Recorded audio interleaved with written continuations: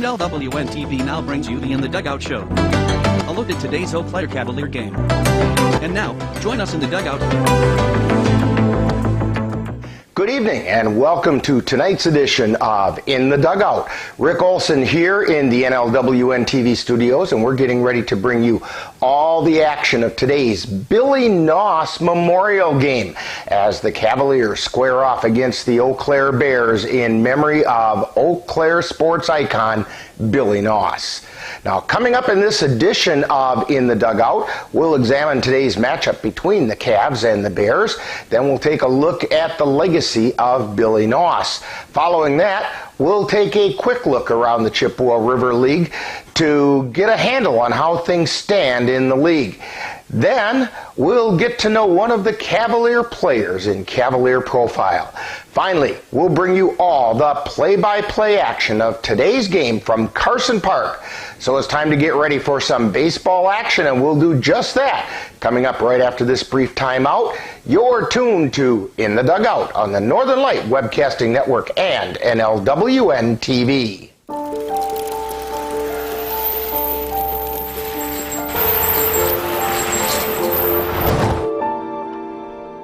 Did you know dragging chains can spark a wildfire? Only you can prevent wildfires. Welcome back to In the Dugout, where we're getting ready to bring you all the action of tonight's Billy Noss Memorial Game between the 1-4 Eau Claire Cavaliers and the 4-1 Eau Claire Bears. Now, we want to take a moment now to commemorate Eau Claire sports icon Billy Noss. Last year we did a short segment about Billy and thought that it would be worth showing it again. So here is a little bit about Billy Noss from last year. Now, anyone who has been to a sporting event in Eau Claire had probably had the opportunity to meet Billy Noss. Billy was known for his enthusiastic demeanor and was a fixture at local athletic events, shagging balls and helping direct traffic. And he passed away back in 2018 at the age of 78. During his life, Noss became one of Eau Claire's most familiar faces. In addition to tracking down loose balls at baseball games played by the Cavaliers and the Bears and local high school teams, Noss was present at many local high school basketball contests and worked security at other events. Billy was also a Special Olympics athlete, and he would quickly regale you with a play-by-play recount of the most recent Special Olympics softball game that he played in. Billy was known for more than that in his history of shagging balls hit out of the play area in baseball games. He was a consistent security worker at Country Jam USA and other events.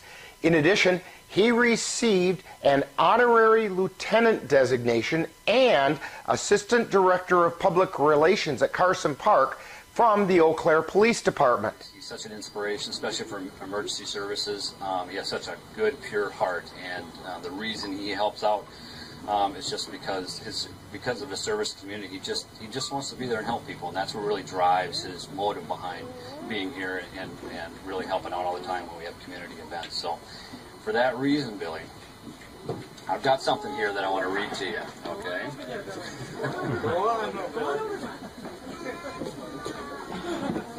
Okay, for your years of dedicated service and commitment to our community and your countless volunteer hours at numerous community events, we present you with this award and recognize you as an honorary member of the Eau Claire Police Department.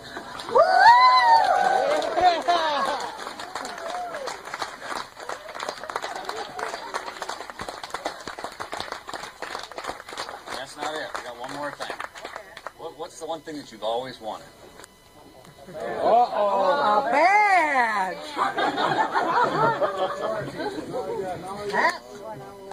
We're going to present you with this honorary Eau Claire Police Department Lieutenant's Badge. You're 75 years old, so we figured we'd bump you up a few minutes. You're going to be our honorary public relations officer for Carson Park. Okay? How's that sound? Okay. Okay, let me pin this on.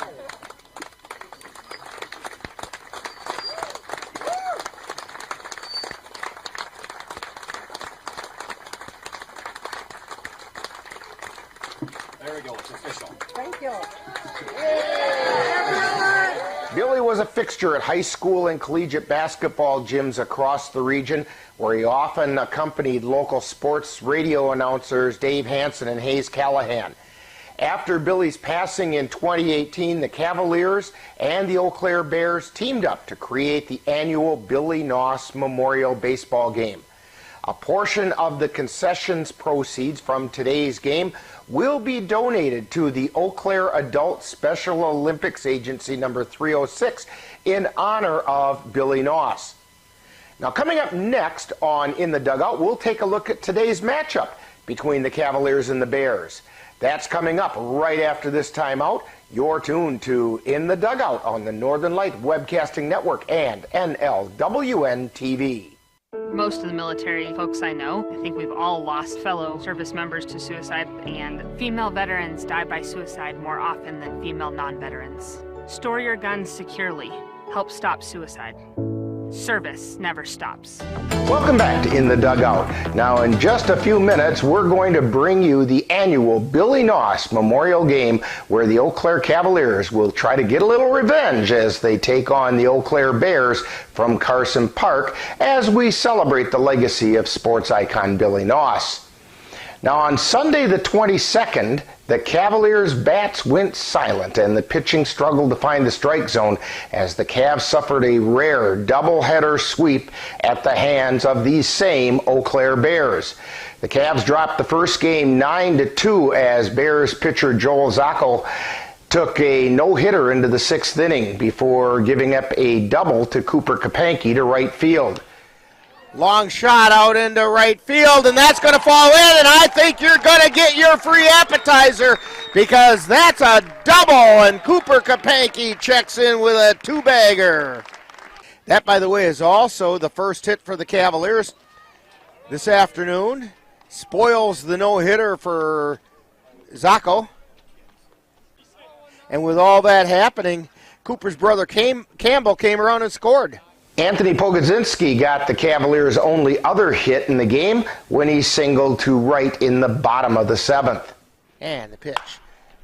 Line shot out into right field for a base hit. Pogo checks in at first. Ethan Kjellberg was credited with the loss, going 2 2/3 innings, giving up 6 runs, all of which were earned, on 6 hits, while walking 2 and striking out 2. Kjellberg now has a record of 0-2 with an ERA of 9.39. The Cavaliers dropped Game 2 by a score of 11-0 in a game called after 6 innings due to the 10-run rule. Once again, the Cavaliers managed only 2 hits against the complete game shutout pitching of Bears' Blake Johnson. And Johnson faced only 20 batters, which is only 2 over the minimum in a 6th inning game. The Cavalier pitcher Lucas Costley started the game and was credited with the loss after being lifted following only 2/3 of an inning due to soreness in his back. Costley's record is now 1-1 with a 0.60 ERA. Reese Lucas came in relief and kept the Cavaliers close, pitching 4 1/3 innings and allowing 3 runs on 3 hits while walking 2 and striking out 4. Tonight, the Cavaliers take on the Bears again, and the Bears are 4-1 in the CRBL following that doubleheader sweep over the Cavaliers. The Bears were scheduled to take on the Osseo Merchants on May 25th, but like the Cavaliers that day, their game was rained out. Leading the way for the Bears in their last meeting with the Cavaliers was Todd Lasher, who went 3 for 5 from the plate, including a double, and scored 5 runs. Jack Sherpke went 4 for 8 and scored twice, while Matt Miller went 2 for 7 and picked up 2 more runs. And Nate Kent added 3 runs while going 1 for 5 from the plate. Joel Zacco threw a complete game in Game 1 of the doubleheader, taking a no-hitter into the 6th inning and giving up 2 runs on only 2 hits. In Game 2, Blake Johnson threw a complete game 2-hit shutout. Now, coming into tonight's game, leading the way at the plate for the Cavaliers is Caden Erickson, who's hitting at a .417 clip. He's followed by Cavalier veterans Jackson Vance and Ethan Kelberg, who are each batting .400. Next comes Cole Timon at .351, followed by Josh Garcia and Austin Getch, who round out the Cavaliers, who are hitting over .300, with each coming in at .333. Still leading the way on the mound for the Cavs, among those pitchers with at least 6 innings pitched, is Lucas Costley. Costley has a 1-1 record with a 0.60 ERA. He has a whip, that's walks and hits per innings pitched, of 1.07, and he's followed by Austin Getch, who has a 1-0 record with an ERA of 4.5 and a whip of 1.33. Reese Lucas also has a whip of 1.33 in 6 innings pitched. Coming up next, following this timeout, we'll take a look at what's going on in the Chippewa River Baseball League. You're tuned to In the Dugout on the Northern Light Webcasting Network and NLWN-TV.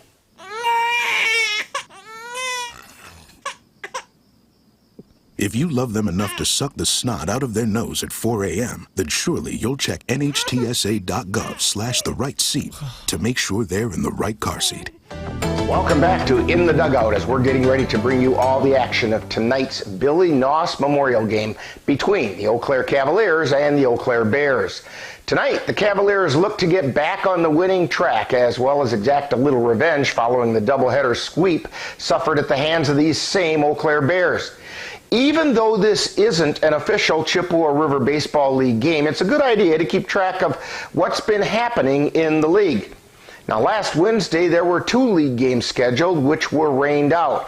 These same Bears were supposed to take on the Osseo Merchants, and the Cavs were scheduled to play the Bloomer Woodticks. However, Mother Nature simply didn't cooperate. Action did take place with 2 games on Saturday the 21st and 5 games on Sunday the 22nd. On Saturday, the Tilden Tigers handed the Jim Falls Sturgeons their first loss of the season, 12-0, and then the Eau Claire Rivermen kept pace with the league leaders by defeating the Cadott Red Sox 16-1. Then on Sunday the 22nd, the Cadott Red Sox bounced back and picked up their first win of the season by defeating the Beef River Bullfrogs 5-4.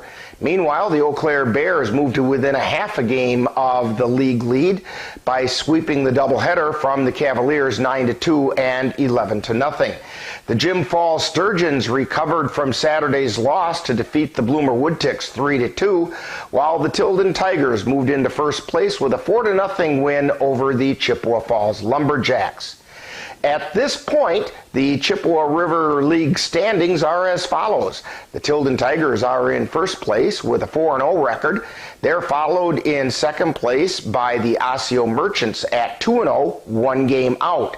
In third place, but only by percentage points, are the Jim Falls Sturgeons at 5-1.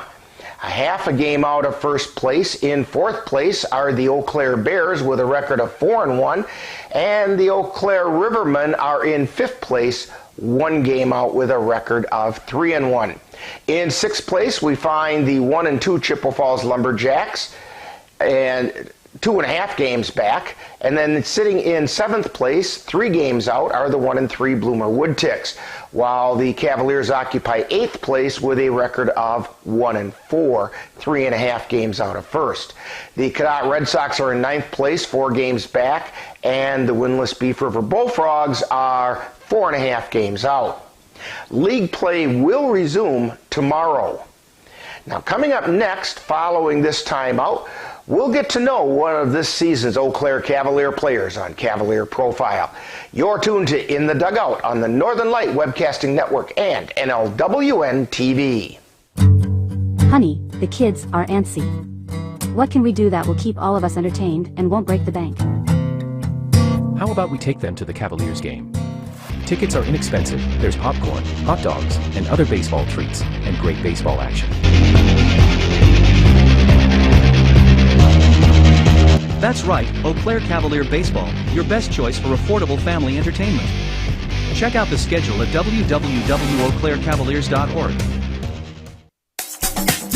Time now to get to know a Cavalier player on Cavalier Profile. We'll get to know a little better who plays on this year's Eau Claire Cavalier baseball team.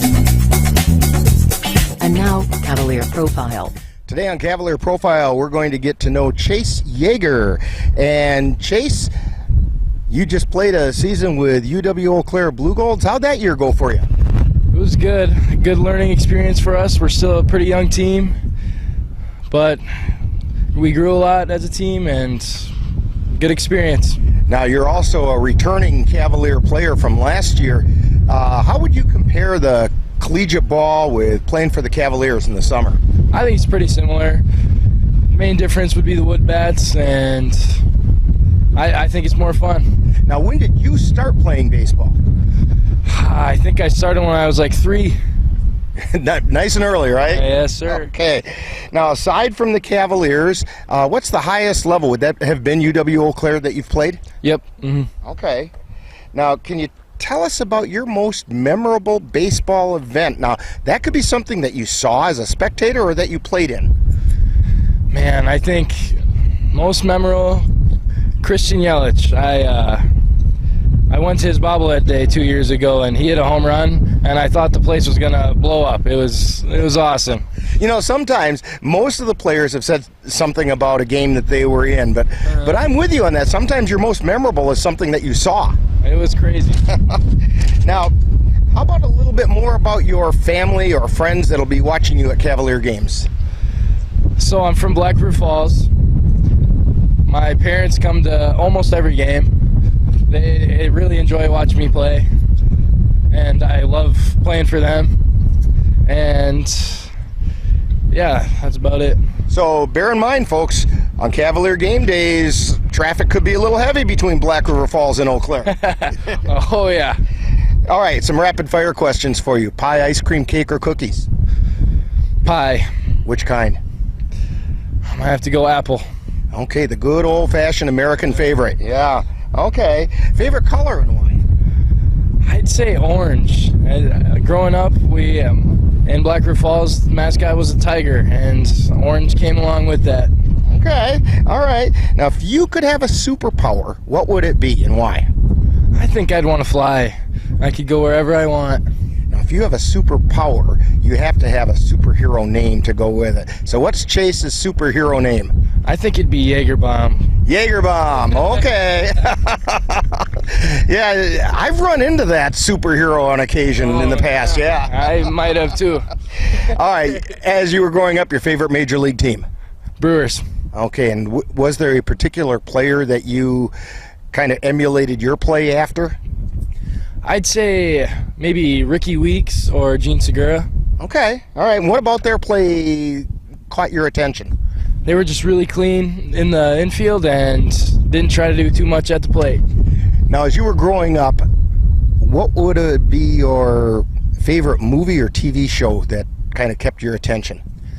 I think Breaking Bad. I love Breaking Bad. That's a pretty weird show, though, isn't it? It is. It's good. We're talking with Chase Yeager on Cavalier Profile. And Chase, when you're not playing baseball, where are we going to find you? Probably at the beach. I love spending time outside. Okay. Anywhere outside.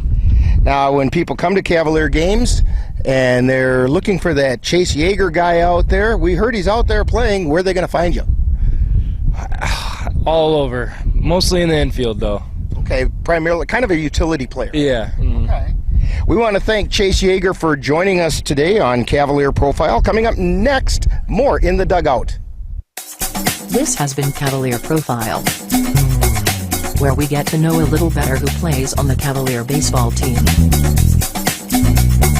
Stay tuned, more In the Dugout coming right up. It happens to everyone eventually. Your computer goes on the fritz. Fear not, Sladen's Technology Services can help. When your computer decides to not cooperate, it can be very frustrating. Let Sladen's Technology Services keep you from wanting to drive your computer right off a cliff. Sladen's Technology Services supports business of all sizes. They offer assistance with managed anti-malware, encrypted email, fast tech support, data backup, and recovery, and more. Call Sladen's Technology Services at 715-864-2833 and get the IT help you desire. Sladen's Technology Services is the official IT service for the Northern Light Webcasting Network. Welcome back to In the Dugout. Today, the Cavaliers look to get back on the winning track as they take on their crosstown rivals, the Eau Claire Bears. The Cavaliers will need to warm up the bats, as only collecting 2 hits per game like they did the last time these two teams met simply won't get the job done. They also need to do a better job of finding the strike zone with their pitching staff, something they had trouble with back on the 22nd. The 4-1 Bears are looking to stay sharp and hope to keep pace in the CRBL race, since they are only a half a game out of first. So the stage is set for some exciting baseball action, and in just a moment I'll be joining my colleague Dan Petchow at Carson Park as we'll bring you all the action of tonight's game between the Eau Claire Cavaliers and the Eau Claire Bears in the annual Billy Noss Memorial Game. That's coming up next. You've been tuned to In the Dugout on the Northern Light Webcasting Network and NLWN-TV. You've been watching the In the Dugout show with a look at today's Eau Claire Cavalier game. This has been a presentation of NLWN-TV. Stay tuned. Coming up next is live Eau Claire Cavalier baseball. Being prepared is a part of who you are. But it's especially important in the case of a disaster. Be informed about possible emergencies in your area. Make a plan that covers where you'll go in an emergency. Build a kit with the things you need to survive. There's no one more capable of planning for your situation than you. Start your plan today. Go to ready.gov/myplan. Eau Claire Cavalier baseball is on the air.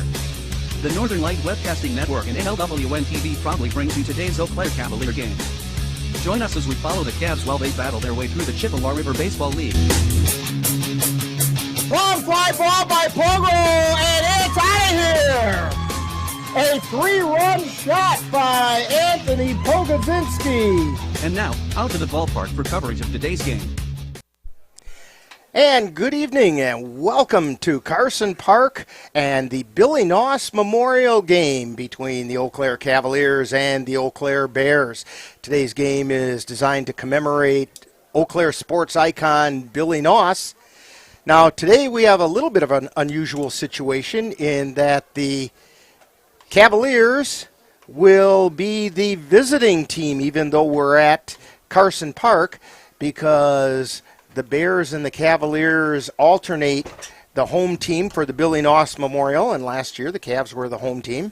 And of course they play it here at Carson Park because that's where Billy Noss made his name, was right here. And so that's what we're here for, is to watch a little baseball.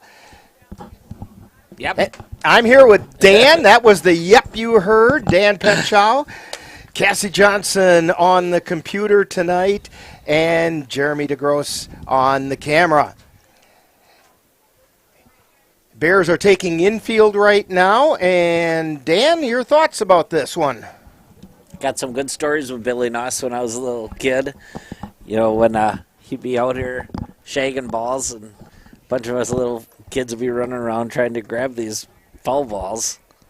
And, of course, we get scolded and have to give the ball back to Billy, and he'd bring them back. So. And Billy did not lose very many. No. He was pretty tenacious when it came to that. Hey, we're coming up on baseball in just a couple minutes. Why don't you tell us who's playing in today's game, Dan? Yeah, here's the starters for the Eau Claire Bears. Batting first will be their second baseman, Nate Kent. Batting second will be their shortstop, Levi Wilson. Batting third will be their first baseman, Austin Lima. Batting fourth will be their third baseman, Jim Thill. That's LeMay. LeMay. Yeah, LeMay. Batting fifth will be their center fielderman, Jack Sherpke. Batting sixth will be their right fielder, Joe Haling. Batting seventh will be their catcher, J.D. Prusher. Batting eighth will be their DH, Blake Johnson. Batting ninth will be their left fielderman, Cody Urban. And pitching will be, is it J.R. Lukes? For the Cavaliers, batting first will be their left fielderman, Campbell Kampanke. Batting second will be their second baseman, Caden Erickson. Batting third will be their DH, Ryan Vinny.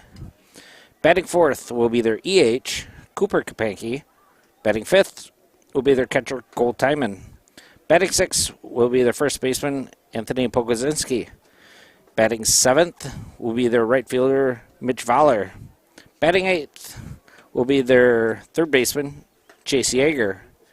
Batting ninth will be their shortstop, Jackson Vance. Batting 10th will be their center fielder, Xavier Benminster. And pitching for the Cavs will be number 10, Austin Getch. And Austin Getch has a 1-0 record this season with a 4.50 ERA. He's given up 3 runs on 7 hits. He walked 1 and struck out 4 in 6 innings of work.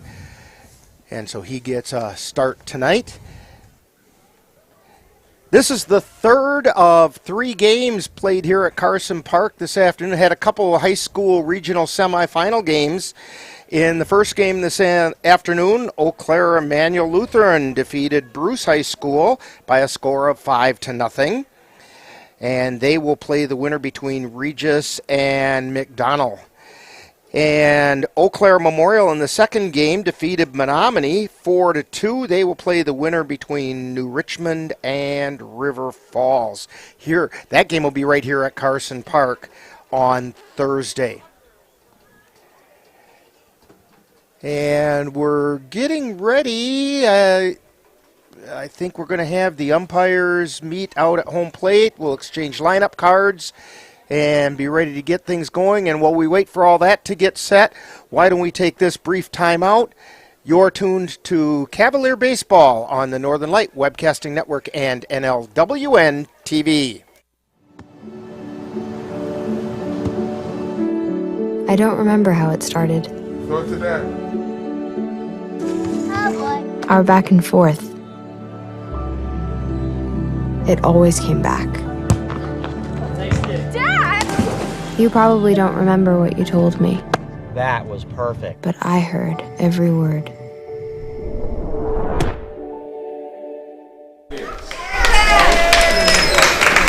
we'll send it down. Hope you enjoyed tonight's game, and of course, tonight's game is the Billy Noss Special Olympics game, Memorial Day game for Billy Noss as well. We'll have more coming up on that.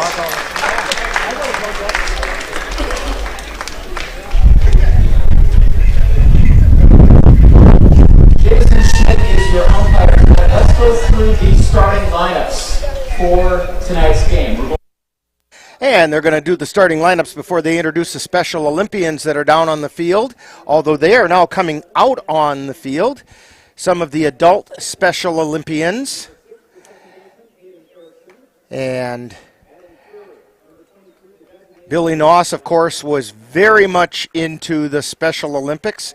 I remember on more than one occasion, Billy Noss would fill me in on all the play-by-play action of the most recent softball game that he was involved in.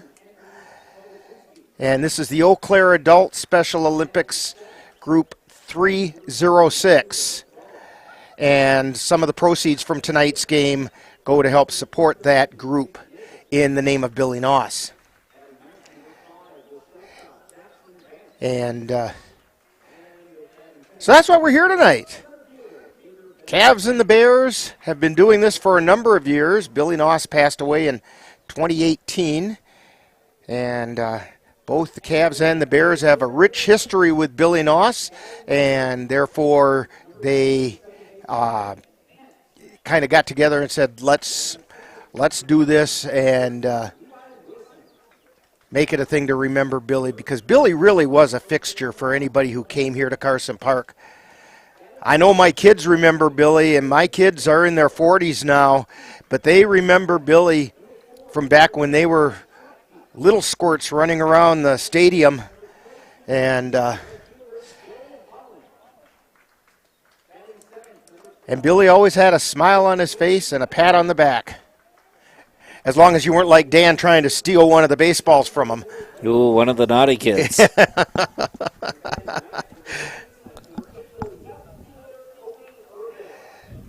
And they're just about done with the starting lineups. As we said, the Bears will be the home team for this one. And we're going to take a moment and have our national anthem.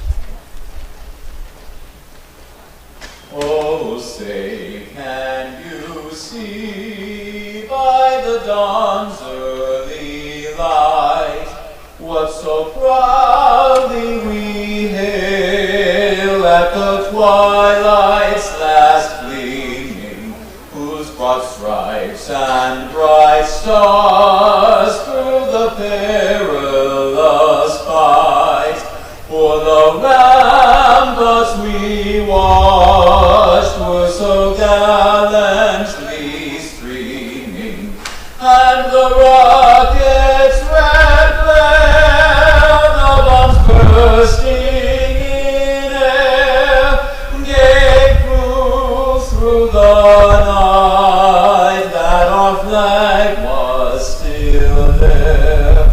Oh, say does that star-spangled banner yet wave for the land of the free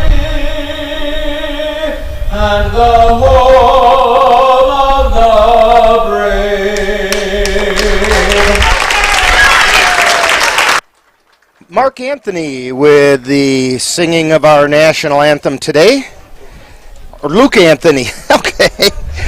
Well, yeah, let's see. Mark, that he'd be pretty old right now.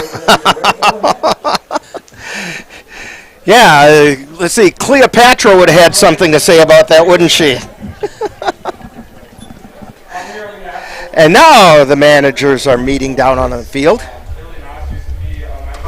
So we're always here and always excited to do this event for him. I want to first thank the Cleveland Cavaliers for having us here for this special moment. Today is the 4th annual Billy Knox Memorial Game. I unfortunately didn't get to personally meet him. I've only been with the program 2-3 years, but from what I've heard, he is the biggest Cleveland Cavaliers fan and serves the community proudly from countless hours from volunteering, being an honorary police officer, Special Olympics athlete, ball shaker, and decathlete. Billy Knox is undoubtedly a local legend and will forever be remembered. From the athletes here, myself, I hope everybody has a great game, and thank you for having us.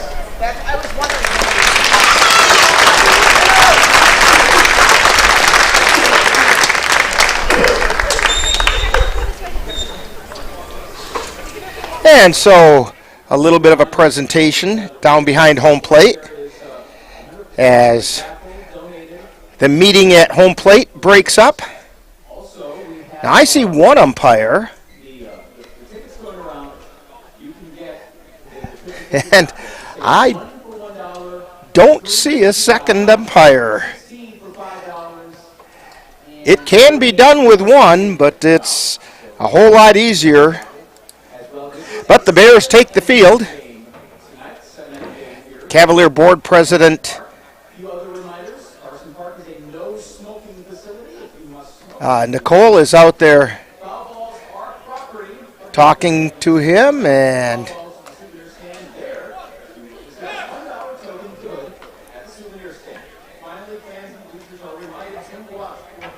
we're going to see what they're going to wait on here.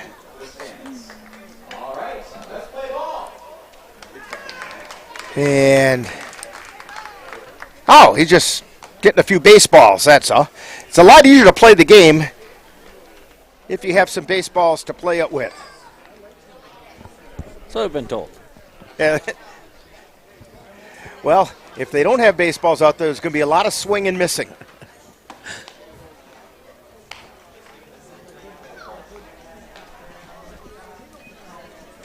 And Dan, you have one of those yellow striped visitors kind of hanging around you over there, but I guess he decided not to come in. Every once in a while one seems to fly in here. And Cassie, if you can find out for us from over there who the umpire we have is, if they might possibly know.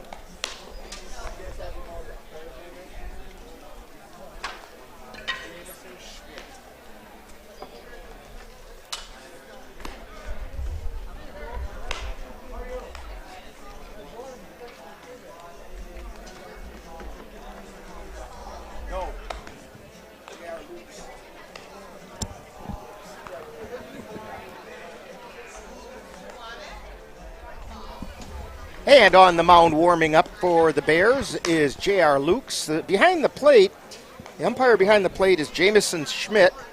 And I think he's going to do a solo shot tonight. That's a pretty tough job, Dan, because you get a play out there at second. He's got to run practically to the pitcher's mound to be able to make the call. He's going to get his workout. Yeah, Dan says he's going to get his workout, and Jeremy over there says he's going to get his steps in.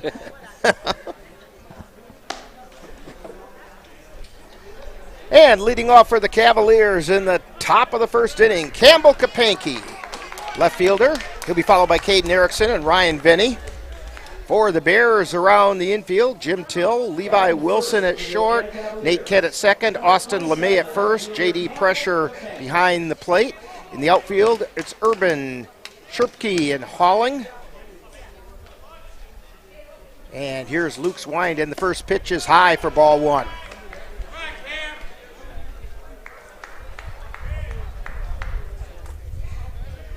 Campbell Kapanke hitting 167. Fouls the second pitch back into the screen. He started his Cavalier career with on a pretty good foot, hitting one over the left center field fence in his very first at bat. Here's the pitch, outside, ball two. 2 balls and 1 strike.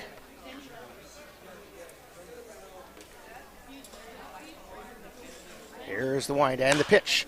Fouled off the right side. Counts even at 2-2.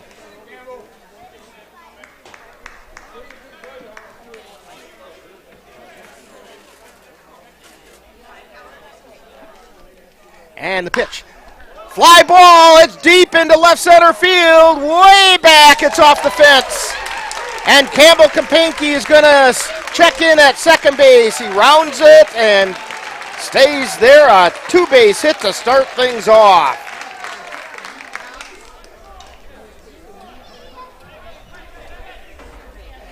So I guess what happens with Campbell Kapanke is when he hits it a long ways.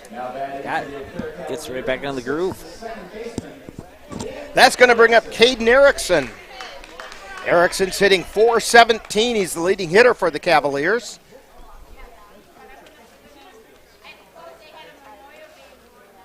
Here's the pitch. Ground ball to third. Picked up by Till. Throw over to first. And they got Caden Erickson sliding in at third base is Kapanke. So Erickson did move the runner over.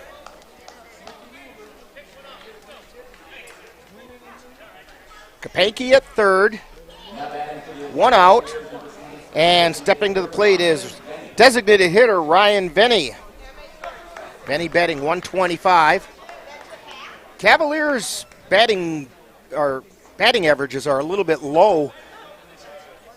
Boy, they'd like to get untracked.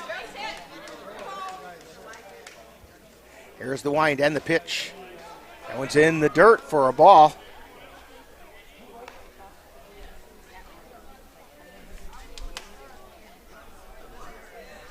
One ball, no strikes to Ryan Vinny. 1 out, runner on third. We're in the top of the first inning.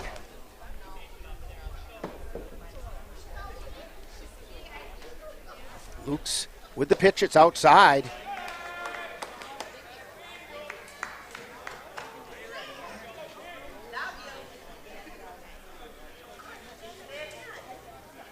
Kapanke taking Pretty moderate lead off at third. Here's the pitch from Lukes. It's in the dirt, ball 3. Now Ryan Vinny, the number 3 hitter, they could give him the green light here. This has got to be a hitter's pitch. Vinny's got good power, and coming from the left side like he is, it's a short porch out there. Wind is blowing out. Pitch is outside, ball 4. So Vinny's on first, Kapanke on third. That brings up Cooper Kapanke.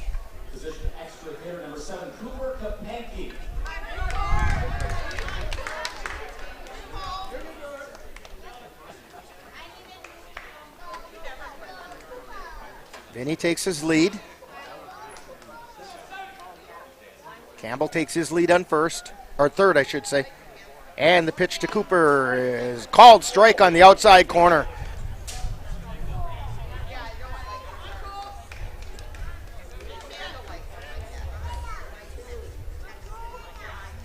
No balls and a strike. Runners on the corners, 1 out. There's the pitch. Fouled straight back into the screen. 0-2 is the count. Cooper Kapanke batting 167. No balls, 2 strikes. Now you got to protect the plate. There's the pitch.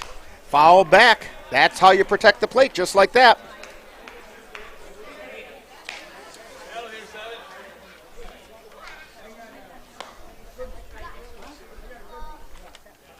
Count remains 0-2.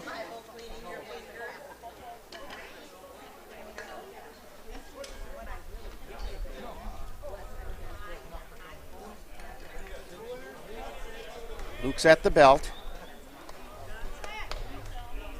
And the 0-2 pitch. Outside, ball 1.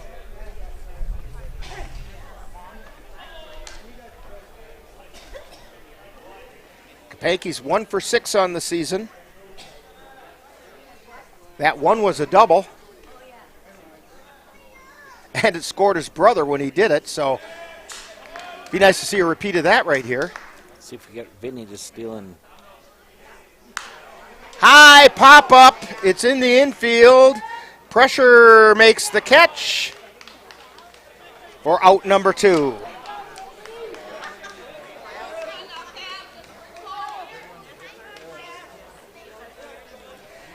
Brings up the catcher, Cole Timon.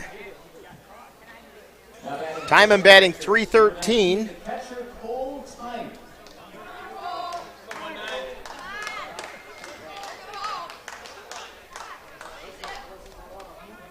Two down now, runners on the corners. Ryan Vinny over at first.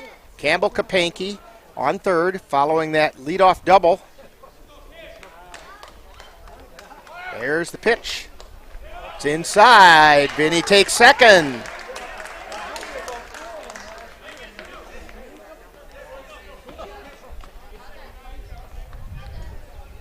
So we have runners at second and third.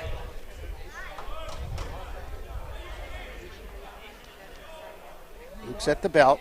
Takes a look. Now pitches. Check swing called strike on the inside corner. 1 ball, 1 strike.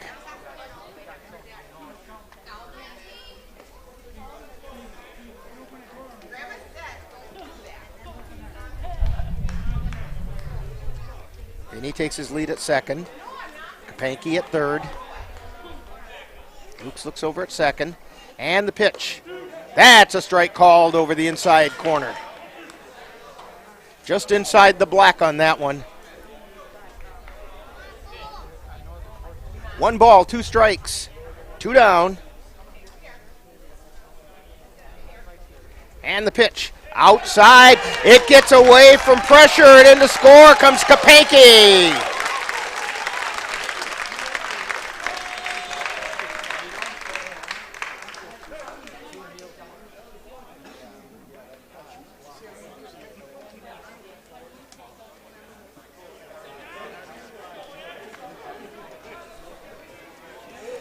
And that gives the Cavaliers a 1-0 lead. Cavaliers looking to get a little revenge over that doubleheader sweep they suffered a little over a week ago. Here's the pitch. Line shot, fair ball down the left field line into the corner. Timon rounds first. In to score is Vinny, and Timon checks in with a double. Timon gets a run batted in on that.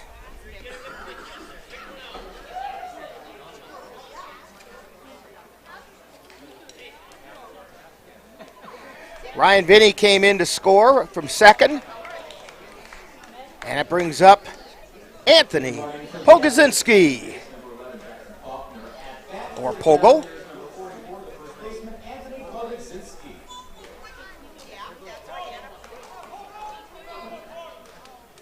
Cavs on top, 2-0 now. Throw to second, and back in time is Cole Timon.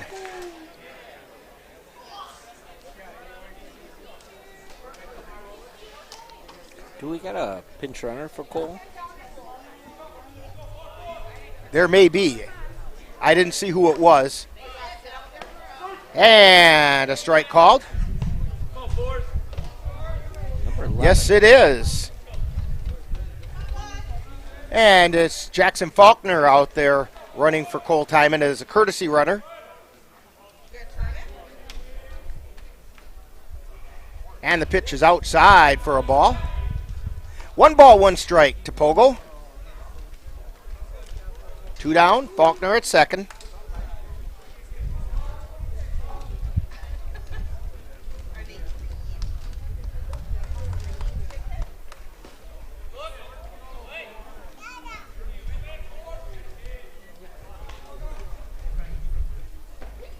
It's now 2-1.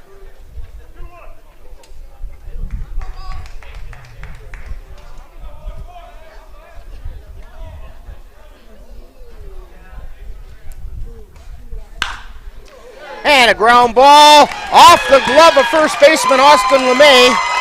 And in to score is Jackson Faulkner as Pogo gets on with an error.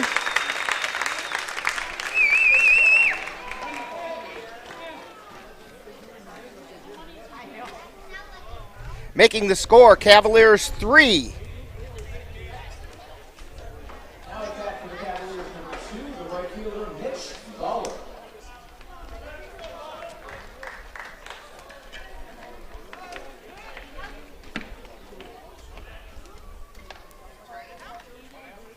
And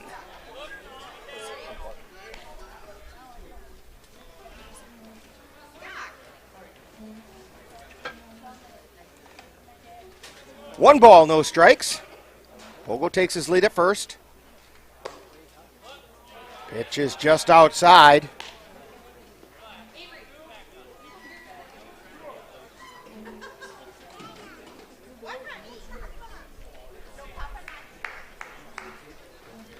And Luke's pitch is inside.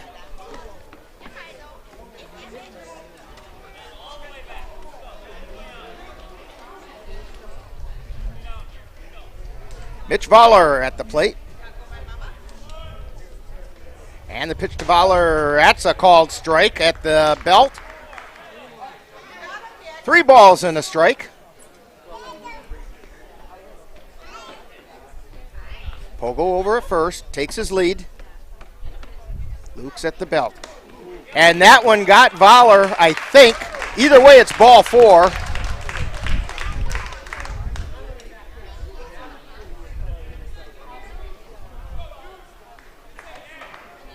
So that puts Voller on first, Pogo on second. Brings up Chase Yeager. He was our Cavalier profile today. His superhero name, of course, is Jaeger Bomb. And that pitch caught the corner. Hey, don't forget, our Cavaliers, or our Geno's player of the game today is Jackson Vance, and he's on deck. There's the pitch. Line shot into left field for a base hit. Pogo rounds third. He's coming into the plate. And he's going to score. So Yeager singles to left, gets an RBI as Pogo scores. And Mitch Voller checks in at second, brings up Jackson Vance as the Cavaliers are now up 4-0.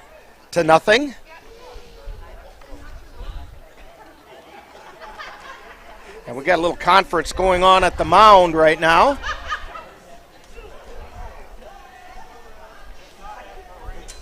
Again, Jackson Vance is our Geno's player of the game. Don't forget, if you stop out at Geno's Pizza tomorrow and mention the player of the game, you'll get a free soft drink, and even better, if he gets an extra base hit today, you get a free appetizer. It's out at Geno's Pizza, just off of Highway 93 and I-94 by Chaos Water Park. And then after you have that pizza or your appetizer or whatever, it's a called strike. Then come on out to the Cavalier game tomorrow night. They're going to be taking on the Tilden Tigers right here at Carson Park.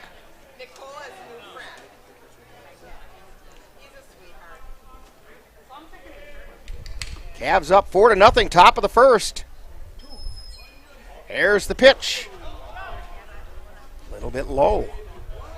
1 ball, 1 strike, and the ball gets past the pitcher.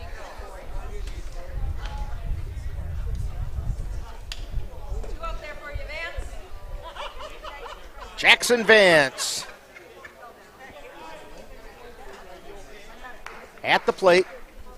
1 ball, 1 strike, and the pitch. It's outside, ball 2. They've got some action going on down in the Bears bullpen.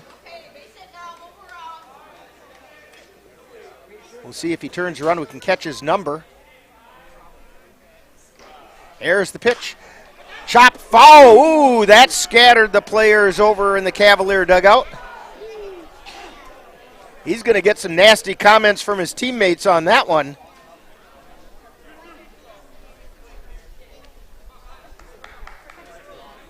Two balls, 2 strikes, 2 down.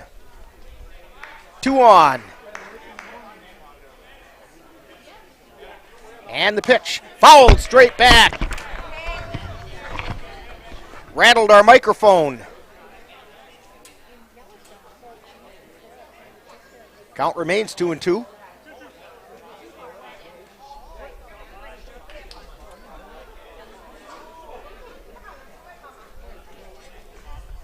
J.R. Luke's at the belt. And the 2-2 pitch. It's outside, ball 3, count is full. This is traveling time now. We have Voller on second, Yeager on first. They'll both be off on the pitch. 2 down. Luke's at the belt. Runners take off. Fly ball into left center field, drifting over is Sherpke, and he makes the catch for out number 3. But the Cavaliers pick up 4 runs on 3 hits. There was 1 Bear error, and 2 were left on base. We've completed a half inning. Cavaliers 4 and the Bears coming to bat. You're tuned to Cavalier Baseball on the Northern Light Webcasting Network and NLWN-TV. I love the pizza we get when we go to Geno's Pizza. That's because Geno's has been voted best pizza in the Chippewa Valley 5 years in a row. I think it's because Geno's uses the freshest ingredients, premium quality meats, cheeses, savory spices, and zesty toppings, and all served with attention to detail. Now you're making me hungry. Let's head to Geno's Pizza. Scott and the rest of the folks at Geno's Pizza would like to invite you to come out and try the area's best pizza. Call about Monday through Wednesday dine-in specials at 715-835-2000. That's Geno's Pizza at 5110 Fairview Drive, Eau Claire, right next to Chaos Water Park. And we're back here at Carson Park. Rick Olson along with Dan Petchow, and Austin Getch is our starting pitcher, but they're checking his knee now for some blood. He's got a pretty nice red stain. Cavaliers pitching staff has been decimated a little bit, and let's see what they have to do about it. And maybe if they put some tape over it or if he puts on a different pair of pants. You can see that the bandage is kind of bleeding through a little bit. Let's see what they do here.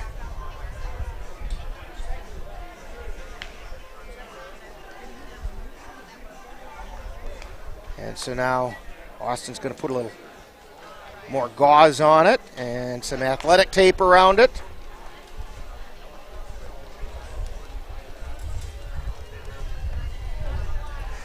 Boy, Dan, I'll tell you, it's changed since the old days when they'd say just rub some dirt on it.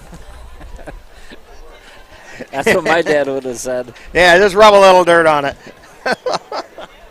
It helps the clotting factor, right? And they're coming out with the first aid kit. Yeah, we weren't taught that in first aid class. Just use dirt. Right.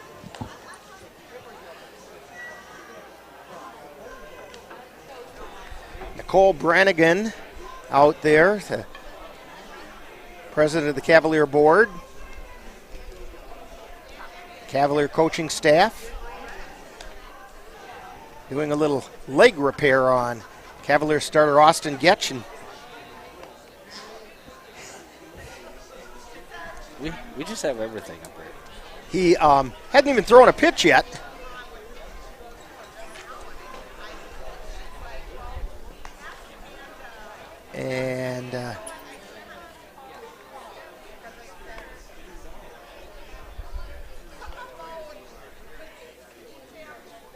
And let's see what they end up doing. I think if he keeps his legs, you know, if you wear the pants just below the knees, do you have to have high socks on? Oh. Well, no, they're letting him slide the pants back down. See, he does have a blood stain just below his knee there where the bandage is. Yeah, Cassie says, get a shout stick out there. Yeah, now to see what his motion's going to be like. Now he's taking his warm-up pitches. Hey, it's the first time I've seen that happen. We see everything. We do eventually. Yeah. We've got a half an inning in. Cavaliers on top. They've staked Austin to a nice 4-0 lead.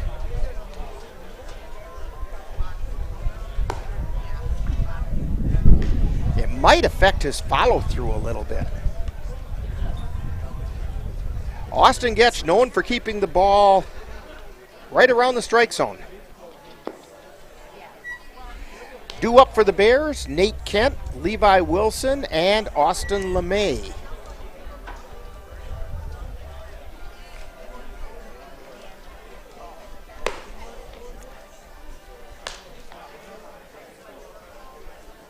Yeah, it doesn't seem to affect his motion.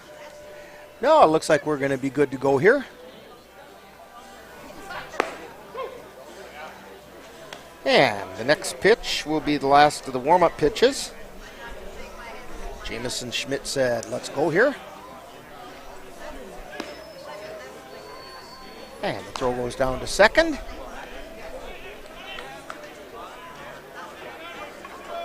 For the Cavaliers defensively, we have Chase Yeager over at third, Jackson Vance at short, Caden Erickson at second. Pogo's over at first, Cole Timon behind the plate. The outfield is Campbell Kapanke, Xavier Bemninster, and Mitch Bowler from left to right. Austin Getch on the mound. Nate Kent is up. The pitch catches, just missed the outside corner.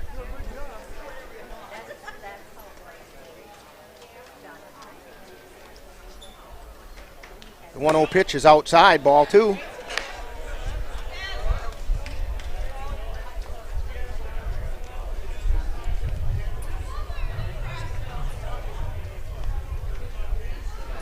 And here's the wind and the fire. That caught the outside corner.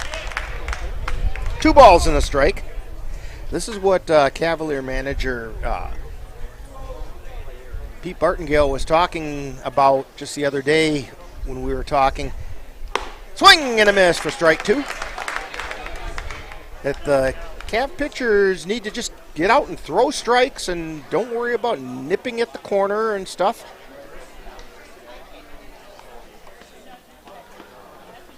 Here's the wind of the pitch. It's high and away, ball 3.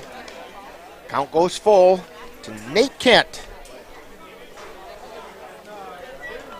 There's some activity going on down in the Cavalier bullpen. There's the wind and the pitch. Line shot out into left field's going to fall and foul. Just foul. Faded away. From our angle, I thought that was going to drop in for a base hit, but it just drifted a little bit foul. 3 balls, 2 strikes.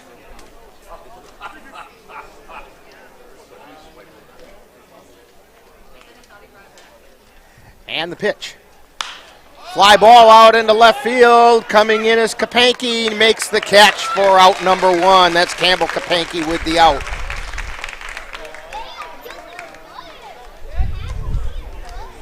That's going to bring up Levi Wilson.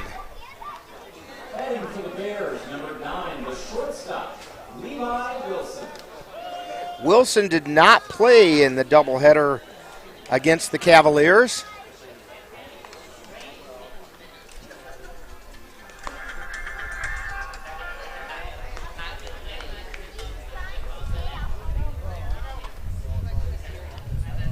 One ball, no strikes to Levi Wilson. Catch with the wind and the pitch inside. 2 balls and no strikes.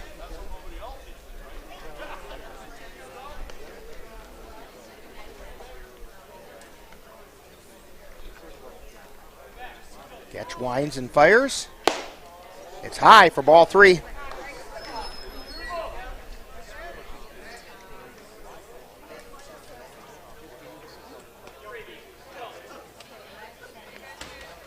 There's the wind and the 3-0 pitch.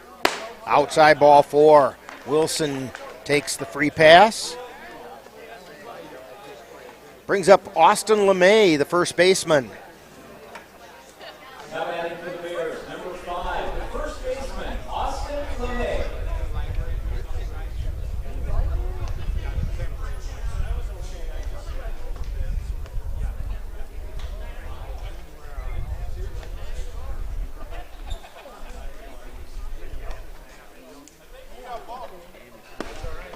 And the pitch just misses for ball 1.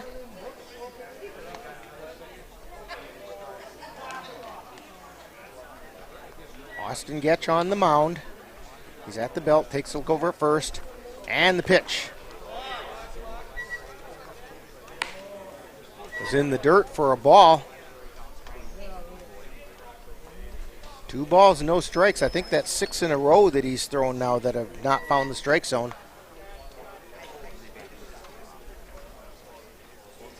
Here's the pitch. That one caught the outside corner.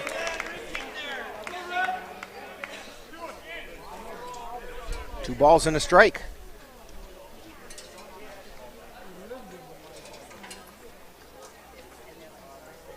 And the pitch. Pop up out into foul territory. Well, no, catching it in fair territory is Caden Erickson. Right down the first base line. I was kind of watching the angle Pogo took to it, and he was drifting off foul, and Erickson came over and caught it about 1.5 feet in fair territory for out number 2.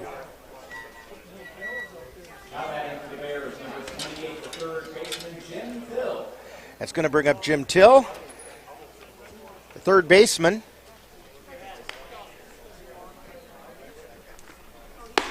And the pitch is high for a ball. Till went 1 for 9 in the doubleheader. I think he scored a couple runs. Yeah, he did. The last time the two of them played. Swing and foul back into the screen.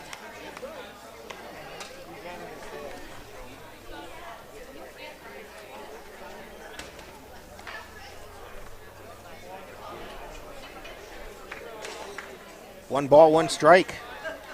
Jim Till. Wilson at first, takes his lead. 2 down. And the pitch. Fouled straight back. You got it, Dan? Oh, just out of his reach. Just off to the left, about a window and a half over. We'll get one. That one was soft enough you could have stuck your hand up and caught that.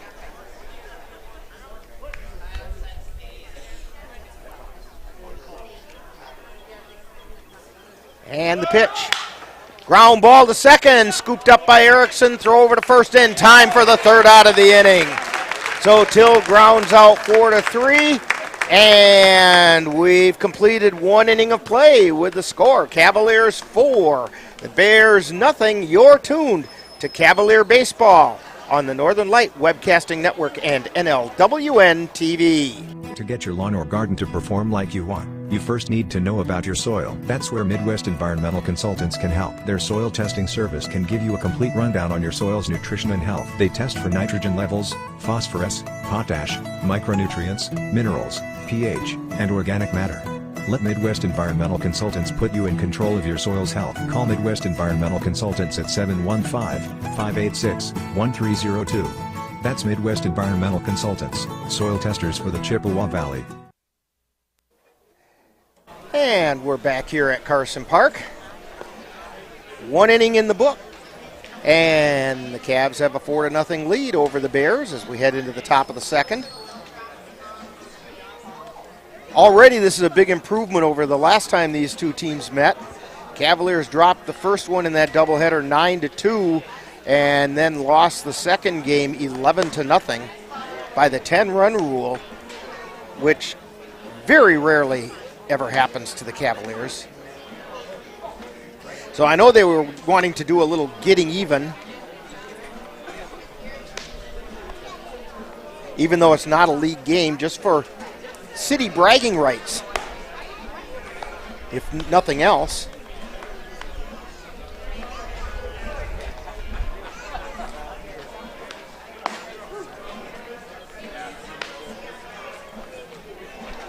Don't forget that coming up on Sunday, next Sunday, the Cavaliers will have another crosstown rival as their opponent as they take on the Eau Claire Rivermen in a doubleheader right here at Carson Park. In the Dugout Show is going to start at 12 noon on Sunday. And we have a game coming up between the two. So leading off for the Cavaliers, Xavier Bemninster. I know when you gave the starting lineups, Dan, you kind of struggled with that one, but the pitch is inside for a ball. It took me all of last season to learn how to say Bemninster, so don't feel bad.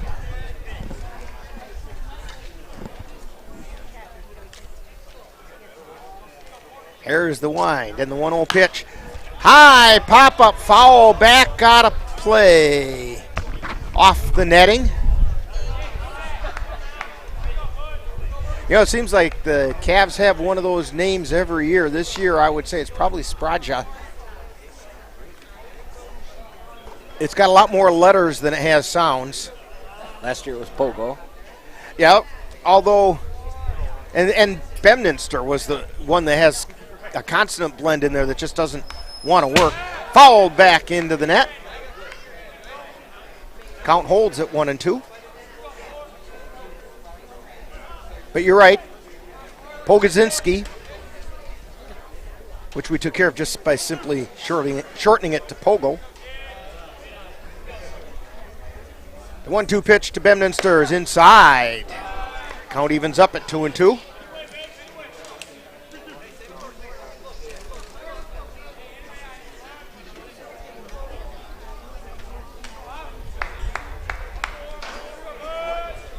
There's the wind and the pitch. Check swing in the dirt. Count goes full.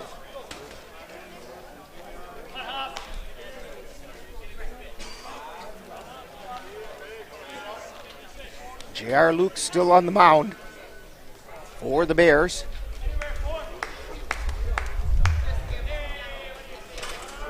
Here's the wind and the payoff pitch.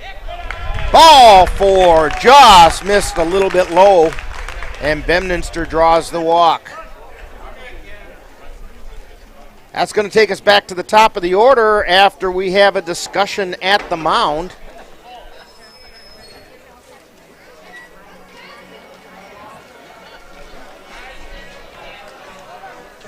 And we're going to get a new rump on the bump. And coming in to pitch is, got to find the right roster here, Chevy Tollefson, the manager of the Eau Claire Bears. And we'll tell you all about that right after this timeout. You're tuned to Cavalier Baseball on the Northern Light Webcasting Network and NLWN-TV. Jason, let's go see your room.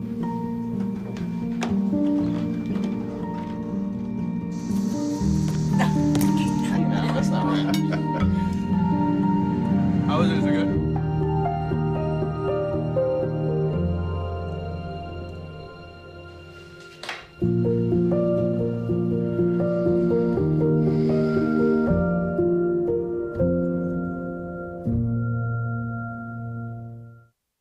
My Shiro doesn't always wear a cape, but she always has time for a hug, a smile, for going the extra mile. My Shiro stretches every dollar, puts in long hours, puts others first. But now it's your time, Mom. When you're ready to retire, we want you to be able to enjoy it. It's time to start saving now. A free 3-minute online chat can give you the personalized tips you need to start boosting your retirement savings today. Visit aceyourretirement.org. Meet the scan, a simple procedure whose mission is to detect lung cancer early.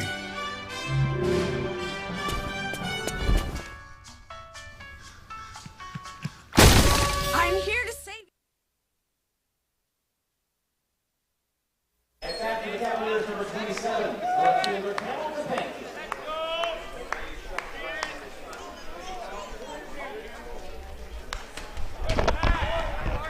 First pitch to Campbell Kapanke.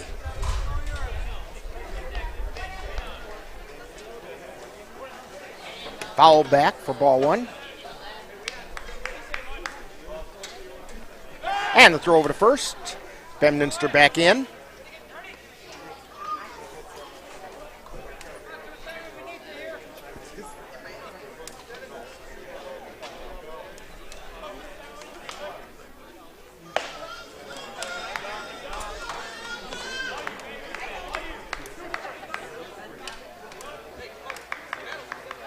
And we have a called strike. Throw over to first. Bedminster back. Tollefson, the veteran of the Bears pitching staff. He's at the belt. And the 0-2 pitch is high and away for ball one.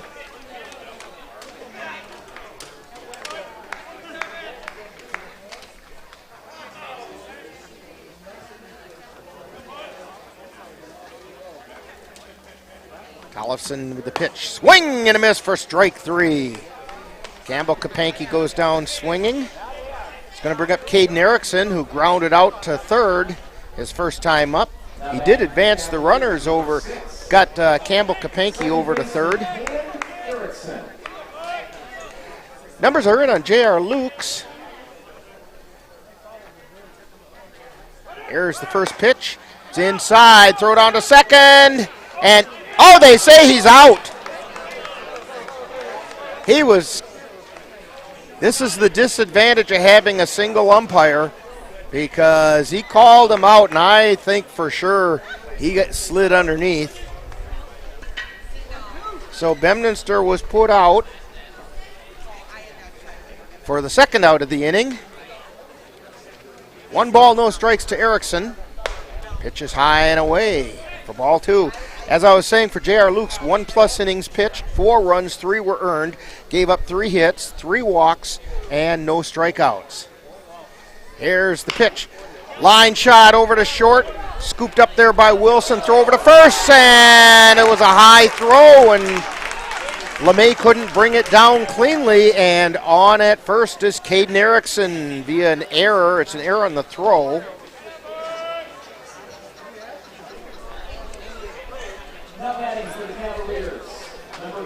So that's going to bring up Ryan Vinny.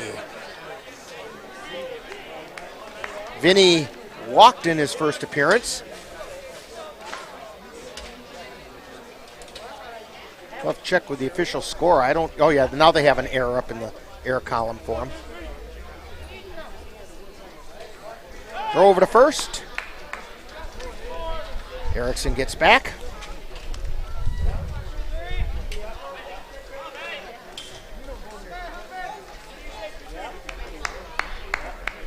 There's the pitch.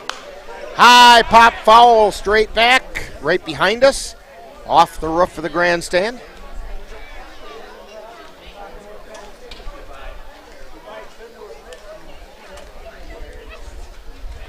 No balls and a strike to Ryan Vinny.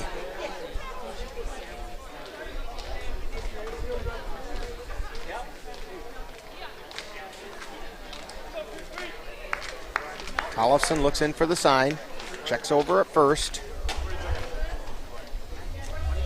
And the pitch. Fly ball out into center field. Drifting over as Sherpke reaches up and makes the catch for the third out of the inning. So for the Cavaliers, no runs, no hits. There was one error by the Bears and one left on base. We've completed an inning and a half, and it's the Cavaliers 4 and the Bears nothing. You're tuned to Cavalier Baseball on the Northern Light Webcasting Network and NLWN-TV. When you have that craving for a home-cooked meal the way Mom used to make it, rest assured, you can still get that meal by going to Mom's Restaurant and Pub in Colfax. Mom's is open daily, serving breakfast and lunch, and don't forget dinner on Friday nights with Mom's famous fish fry. The coffee is always hot, the breakfast is always delicious, and lunch will put a smile on your face and in your stomach. 225 Bremer Avenue, Colfax. Call 715-962-4617. That's Mom's Restaurant and Pub.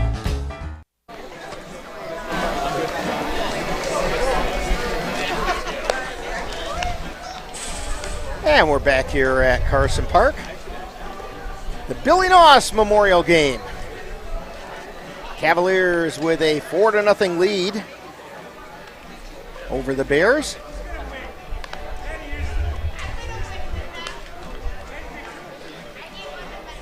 Austin Getch to start his second inning of work.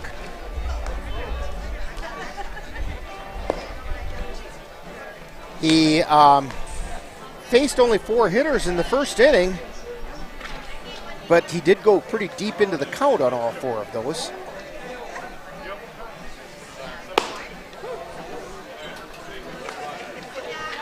Due up for the Bears. Center fielder Jack Sherpke. Then the right fielder Joe Holling. And the catcher J.D. Pressure.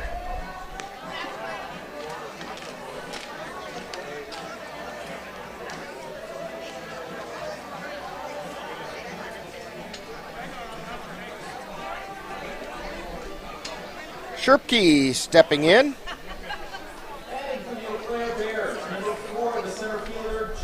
Had a pretty good day against the Cavaliers in that doubleheader. Went 4 for 8 on the day. Especially notable, he went 3 for 3 and scored 2 runs in the second game.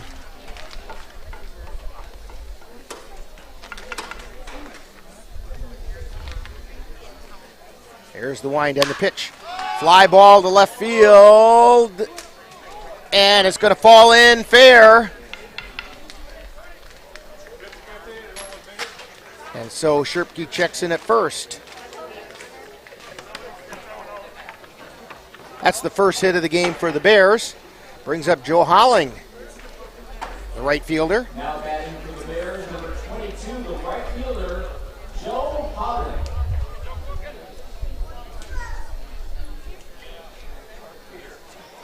He went 1 for 4 in the doubleheader. And the pitch is a called strike over the inside corner. Cassie, you're right. That popcorn downstairs does smell good up here. There is a little left. And the pitch fouled back into the net.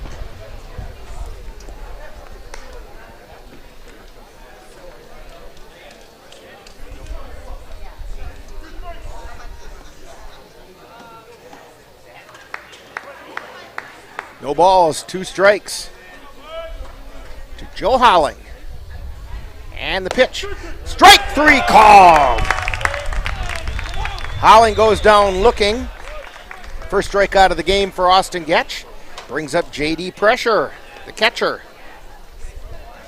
Now batting for the Bears, number 12, the catcher, J.D. Pressure.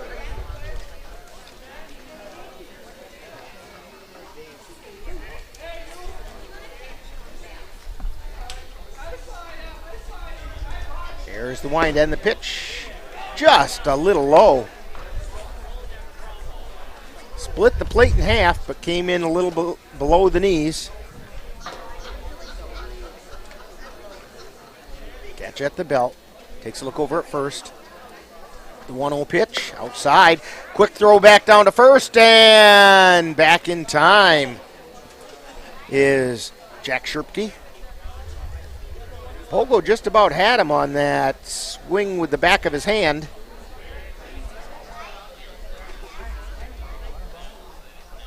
That'll keep him on his toes. The 2-0 pitch is a called strike. 2 balls and a strike with 1 out in the bottom of the second inning. Cavs on top, 4-0.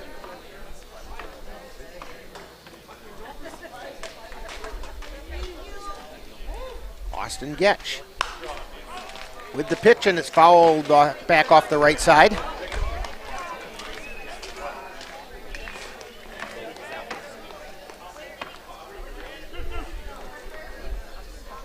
Counts even at 2-2.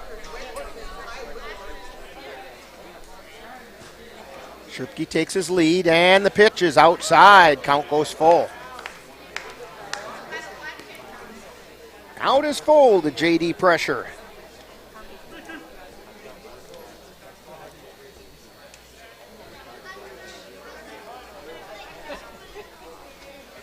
He went 1 for 5 in that doubleheader. Fly ball out into right center field. Moving over, making the catch is Mitch Voller for the second out of the inning.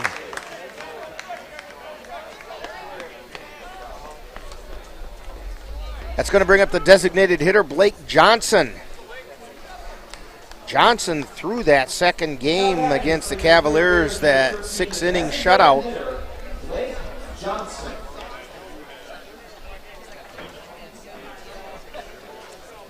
He was a designated hitter in the first game where he went 1 for 4 and scored a run. There's the pitch. Caught the outside corner for a strike.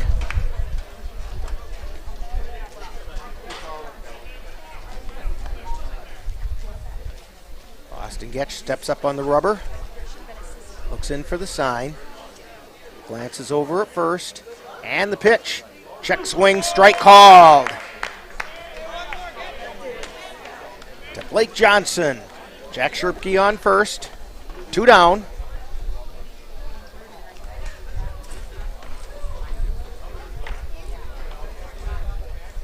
Getch takes a look over at first. And the pitch is fouled back into the screen. Count remains 0-2.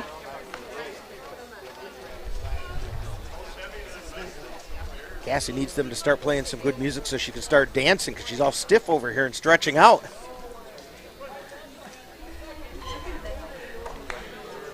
No balls, 2 strikes, 2 down, and the 0-2 pitch. Chop foul at the plate.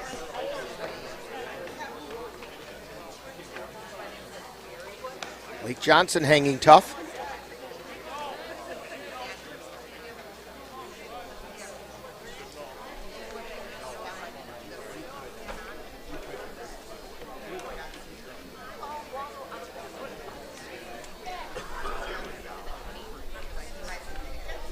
And here's the pitch. Just missed outside. 1 ball, 2 strikes. That's what we oftentimes call a waste pitch. Try to get him to chase one. Just missed the strike zone. Johnson with a wide open stance. 1-2 pitch. That one missed outside.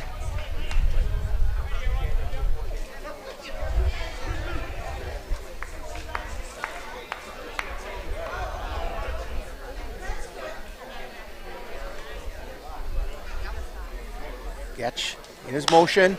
Fly ball out into right field. Voller has it fall in front of him.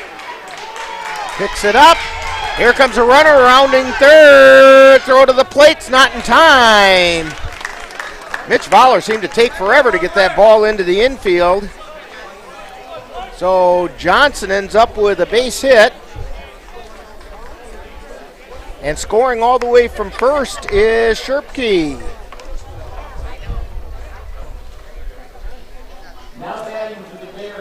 That's going to bring up left fielder Cody Urban.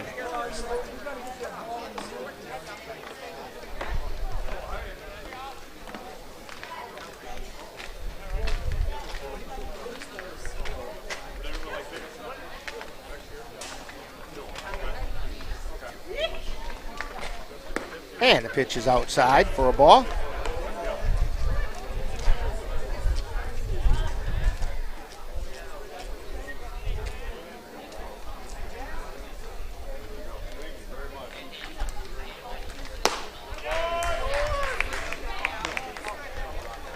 One ball, one strike.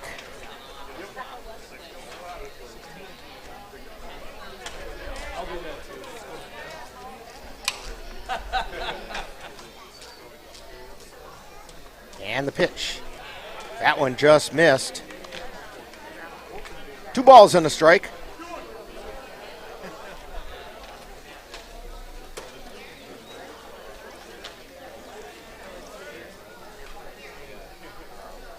And the pitch. That's a strike called at the letters. 2 balls, 2 strikes, 2 down. Runner on first in the person of Blake Johnson. Catch at the belt. And the 2-2 pitch.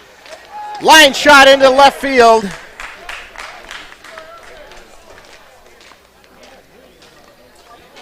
And both runners are safe. Urban with a single to left. Back to the top of the order for the Bears, it's Nate Kent. Kent flew out to left his first time up.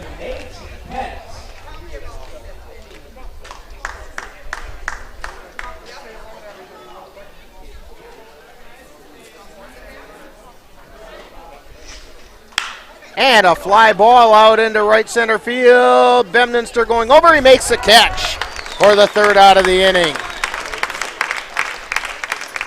So for the Bears, they pick up 1 run on, let's see, it was 2 hits, 3 hits. 1 run on 3 hits. There were no Cavalier errors and 2 left on base. After 2 innings, it's Cavaliers 4, Bears 1. You're tuned to Cavalier Baseball on the Northern Light Webcasting Network and NLWN-TV. The Eau Claire Cavaliers would like to take veterans out to the ball game.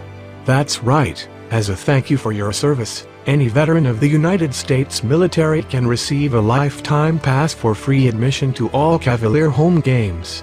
Just come to Carson Park with your veteran identification, and the Cavaliers will issue you a free lifetime pass to all Cavalier home games. That's just the Cavaliers' way of saying thank you for your service.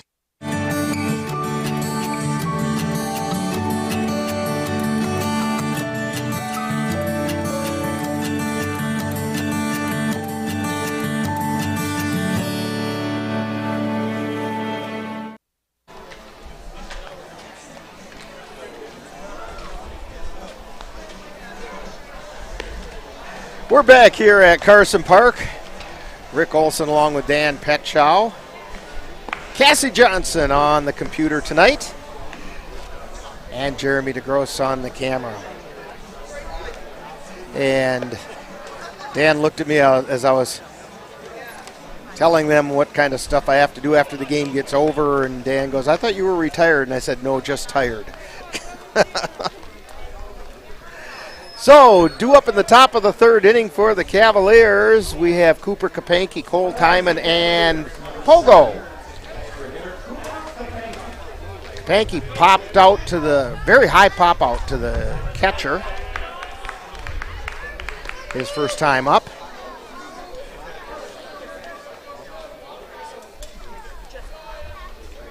There's the wind and the pitch. Foul back into the screen. 1 ball, 1 strike.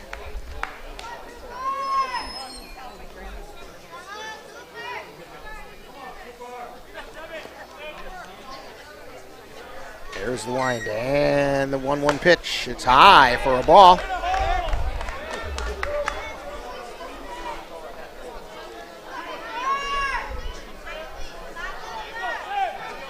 There's the wind.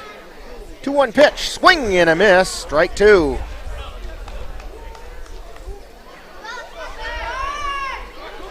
Chevy Tollefson on the mound for the Bears. He winds and the 2-2 pitch. It's in the dirt. Full count now to Cooper Kapanke. Cooper's just waiting to bust loose this season. Here's the pitch. Fly ball out into center field. Drifting back is Sherpke, and he makes the catch.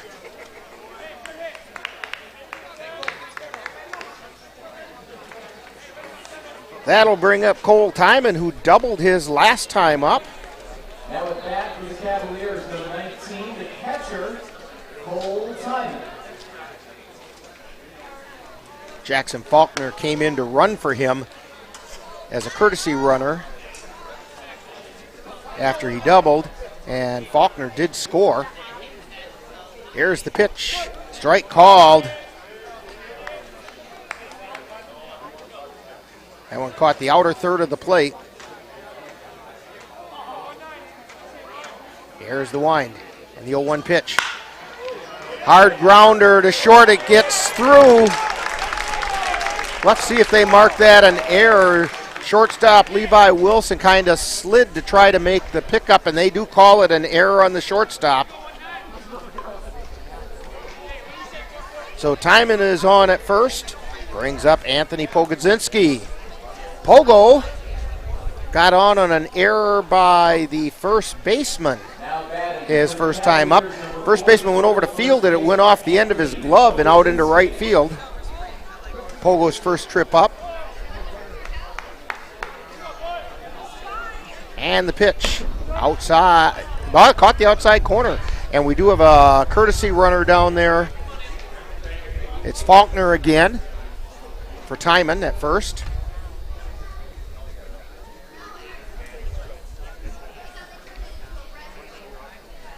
Throw over to first. Faulkner gets back in plenty of time.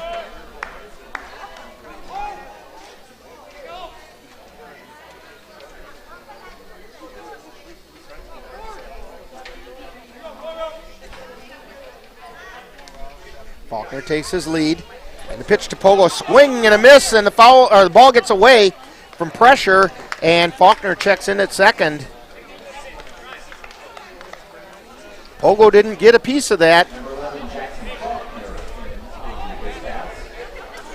He went chasing at one that was a little bit low in the strike zone, and pressure had a hard time hanging on.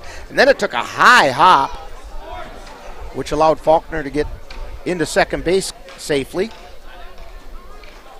Tollefson takes a look out there. And the pitch. Pogo chops it to Tollefson at the mound, looks over towards third, but makes the play at first. Faulkner gets over to third. It's going to bring up Mitch Voller. Voller walked his last time up. Now batting for the Cavaliers, number 2, the right fielder, Mitch Voller. 2 down. Cavaliers have a runner at third. Here's the wind and the pitch. Chopper foul down the third baseline. Manager Pete Bartingale is here now. He was getting here a little bit late tonight because he also coaches baseball at Independence, and they had a game today. So he got up here as quickly as he could. And the pitch is in the dirt, and in to score is Faulkner.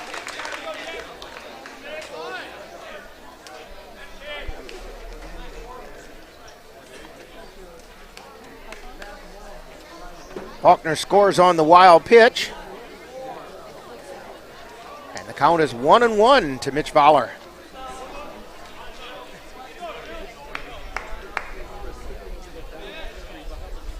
Here's the wind and the pitch. It's high and away. Ball 2.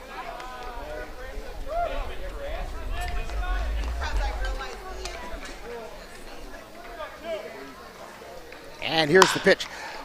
Grounder up the middle and underneath the glove of shortstop Levi Wilson. And checking in at first base is Mitch Fowler with a base hit.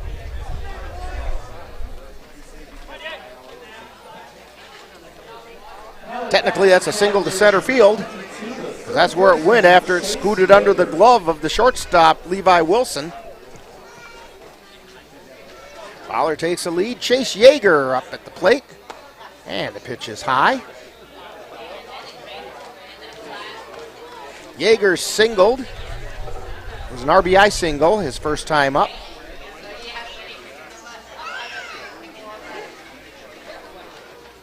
Go over to first. Fowler back in. You know, Dan, one of the things we've been talking about is that the Cavaliers hadn't been real aggressive on the bases, but they're obviously aggressive enough. They're bothering Tollefson. Fly ball to left field. Moving over, making the catch is Cody Urban for out number 3. So, for the Cavaliers, they picked up a run. On one hit, there was one error and one left. So we've played 2.5 innings. It's Cavaliers 5 and the Bears 1. You're tuned to Cavalier Baseball on the Northern Light Webcasting Network and NLWN-TV. Muldoon's Menswear. We're the well-dressed men of the Chippewa Valley shop. Whether you're looking for that big day you have coming up, or simply want to look great for a casual night out, Muldoon's is your stop. Let John or one of the other fine staff help you find just what you're looking for, and they'll make sure it looks great on you. What tops off the well-dressed man? One of Muldoon's well-made hats. Whether it's shirts, pants, suits, formal attire, or accessories, and did we say hats? Muldoon's has it for you. That's Muldoon's Menswear, 1506 South Hastings Way in Eau Claire. Last week, Brandon met a girl on a dating app. One day after work, he finally found the courage to ask her out. No answer. He started to panic. Was he being too pushy? Maybe it was too... Hey, sorry I didn't respond. I was driving. I would love to go on a date. How does tonight sound? Brandon tried to play it cool, but inside he knew. A girl so smart, so responsible. She must be a keeper.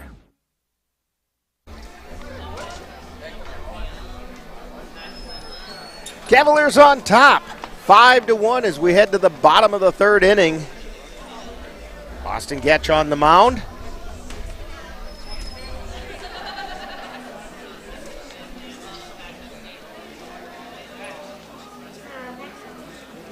Due up for the Bears, we have Levi Wilson, Austin LeMay, and Jim Till.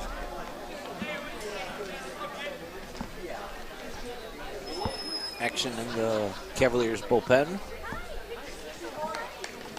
And I believe we determined that was Lucas Costley down there.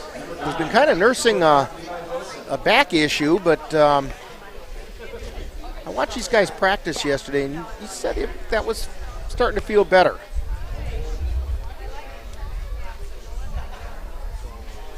First pitch was a ball to Levi Wilson. And the pitch comes straight back to us, but no. Rolled over our microphone, though. This is the most action we've had all Yeah, we're 2 years. We got to be on our toes here tonight. Wilson walked his first time up. And a foul off the left side.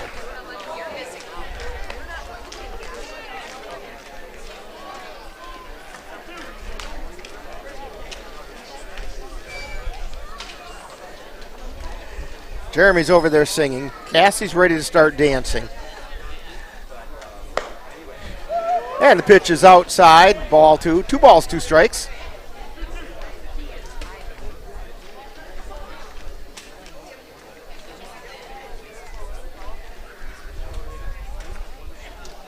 There's the wind and the 2-2 pitch.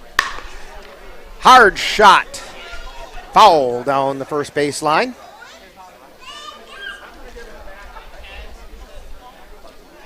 Count remains 2-2.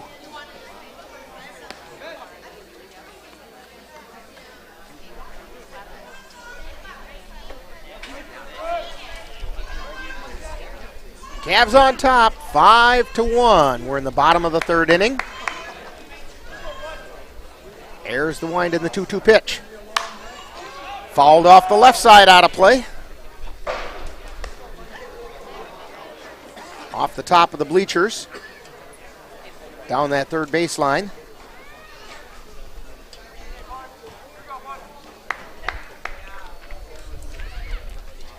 And again the 2-2 pitch. And a shot over to third, and Chase Yeager snares it before it hits the ground for the first out.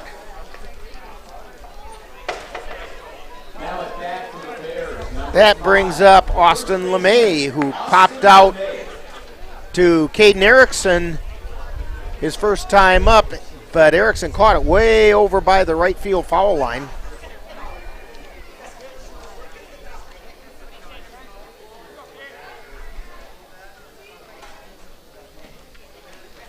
Gets into his wind, and the pitch just missed outside. 1 ball, no strikes.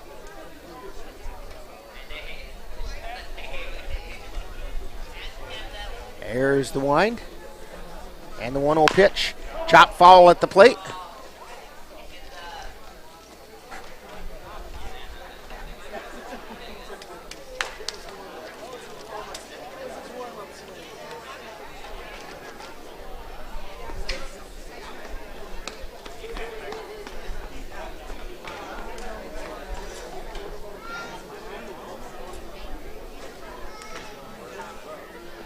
And here's the pitch. And a grounder over to third, off the glove, and then off the face, and then the throw over to first, and they got him! That's the way you stick with the ball, Chase Yeager. It hit his glove, bounced up off his face, and then the throw over to first base to Pogo to make the put out. 5-3 on the put out, but 5-3 just doesn't show what a great play that was, and a way to stick with it by Chase Yeager. 2 down. Jim Till comes to the plate. He grounded to second his first time up. And Cassie, I think you're right. A shout stick is what they use because that blood stain is no longer on the pants of Austin Getch. And the pitch caught the inside corner.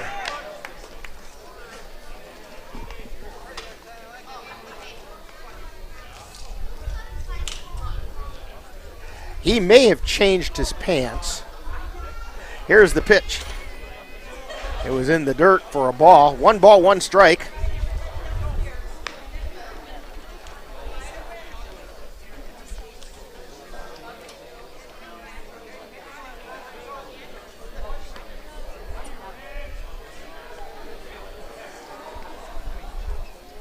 Here's the pitch. Swing, foul tipped. Strike 2. 1 ball, 2 strikes, 2 down. Bottom of the third. You know, Austin Getch, the talk was he keeps it around the plate. That one wasn't. That was a little bit inside. 2 balls and 2 strikes. That doesn't even qualify as a chase pitch, does it? There's the wind and the 2-2 pitch. Line shot to Pogo over at first. He's going to take it himself for the third out of the inning. 3 unassisted. 3 up, 3 down for the Bears. No runs, no hits, no errors. Nobody left on base. We've played 3, and the Cavaliers 5, and the Bears 1. You're tuned to Cavalier Baseball on the Northern Light Webcasting Network and NLWN-TV. Royal Credit Union's low rates and flexible terms on auto loans can help keep your payments low. Get a great rate on your next car or truck purchase, or refinance an existing vehicle with an auto loan from Royal Credit Union. Royal also offers loans for buying or refinancing boats, UTVs, and other vehicles. Royal Credit Union wants to help keep your payments low. Check rates and apply for a Royal Credit Union vehicle loan online at rcu.org/autorate. Subject to credit approval.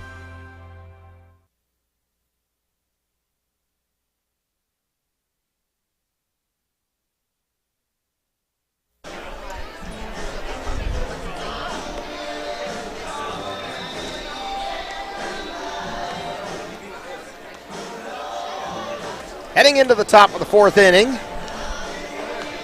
Cavaliers on top, 5-1.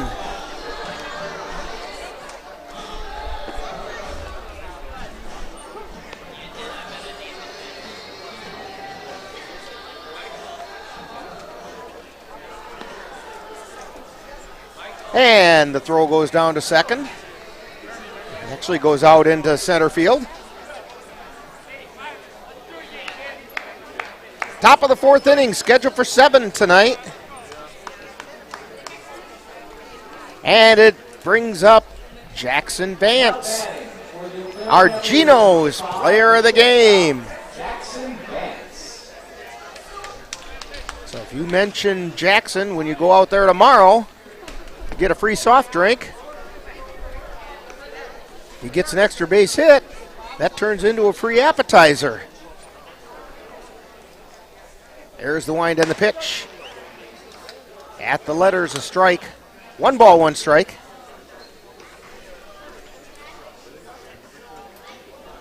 Vance came into the game hitting .400. There's the wind and the pitch. It's outside, ball 2. His last time up, he flew out to center field.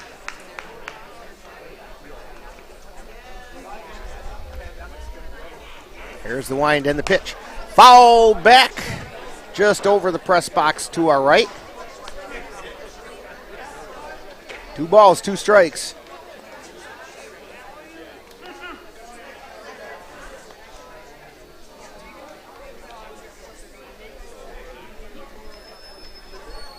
Here's the wind and the 2-2 pitch. Line shot out into right field, and Vance turns at first and holds there.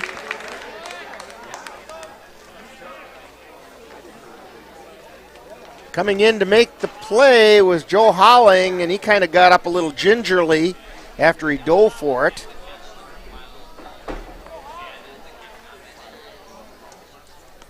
Holling says, yeah, I'm okay.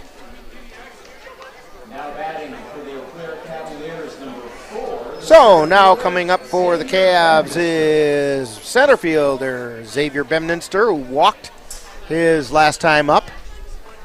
Was thrown out at second. It kind of looked like he was there, but and the throw down to second this time. Jackson Vance checks in at second with a stolen base. And Cassie's ready to get out the shout stick again with Jackson's front of his jersey.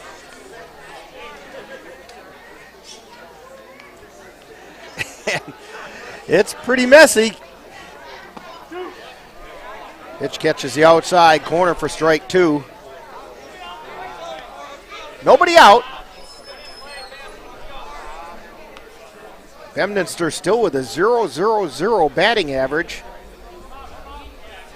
He's on an 0 for 8 streak. There's the pitch. High fly ball into shallow right field. And Holling came in and made the catch, but it almost bounced out of his glove. So Bemninster flies to right. That's going to bring up top of the order, Campbell Kapanke. He's 1 for 2 tonight. Strikeout and a leadoff double. Scored a run on a wild pitch. Here's the pitch. Swing and a miss for strike 1.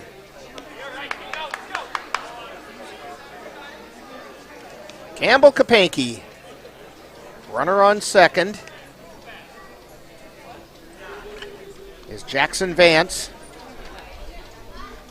Here's the pitch. And it's a called strike over the outside corner.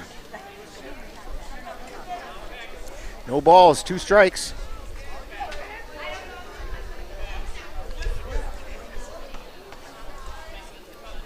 And the pitch. Kapanke fouls it back into the screen. Had a chance to chat with him a little bit last night. We were talking about that doubleheader game. And he had such a great start to his Cavalier career. And then we actually talked about my baseball career, which doesn't leave anything to be desired. And the pitch is outside for a ball. And I mentioned the main reason was I couldn't hit a curveball. And he just kind of smiled. He looked at me and he says, last Sunday I couldn't either. And I said, yeah, we kind of noticed that.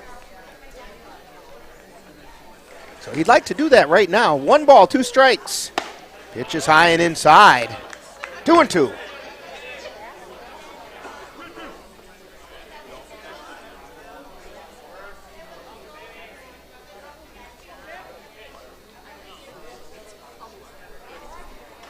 Tollefson at the belt. Kapanke hits a high fly ball to left center field. Drifting over is Sherpke, and he makes the catch. Tagging, bluffing the throw to third is Vance. He stays it back at second base. So Kapanke flies out to center. That brings up Caden Erickson.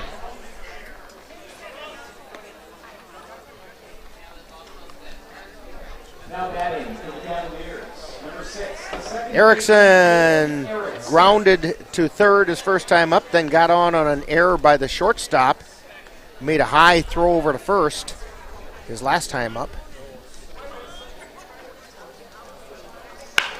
And he grounds it to short again. Throw over to first from Till, over to LeMay for the third out of the inning. So for the Cavaliers, no runs, 1 hit, no errors, 1 left. We've played 3.5, and it's the Cavaliers 5. Bears 1. You're tuned to Cavalier Baseball on the Northern Light Webcasting Network and NLWN-TV. Let NLWN-TV and the Northern Light Webcasting Network take you out to the ball game.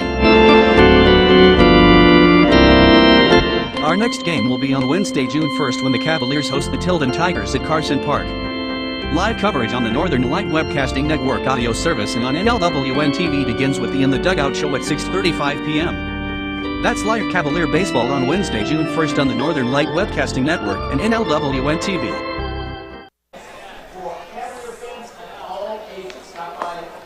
Back here at Carson Park, with the Cavaliers holding a 5-1 lead. We head into the bottom of the 4th inning, scheduled for 7. Austin Getch still on the mound. At this point, he's basically done what the Cavaliers wanted him to do and give them some quality innings. Pitching staff is a little bit thin with some sore arms and sore backs and so on. And a game tomorrow.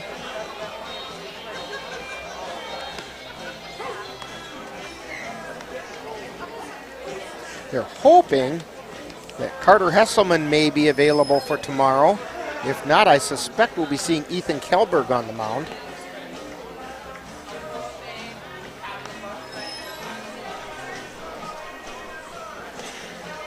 Due up for the Bears this inning is Sherpke, Holling, and Pressure. Center fielder Jack Sherpke steps in. And he singled to left his first time up. He did score the 1 run that the Bears have. And the pitch caught the outside corner for a strike.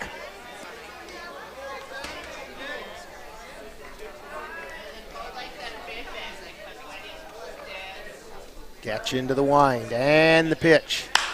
Fly ball out into center field. Coming in is Kapanke, and he can't make the catch, so checking in at first base with the base hit is Jack Sherpke. That's the second time he singled to left. It's going to bring up Joe Holling, who struck out looking his last time up.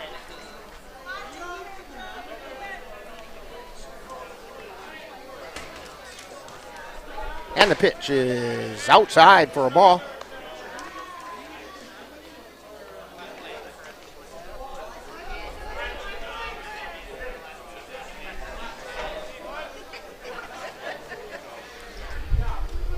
the pitch, swing and a miss for strike one.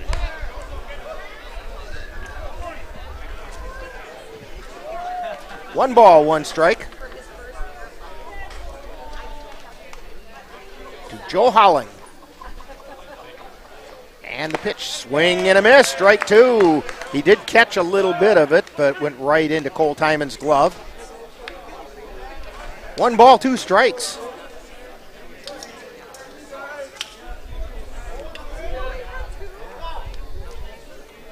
And the 1-2 pitch fouled back into the net.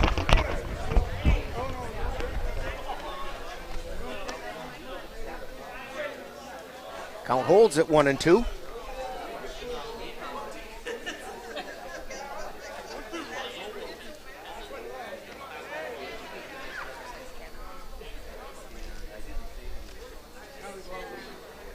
And the pitch, it's outside. Count evens up at 2-2.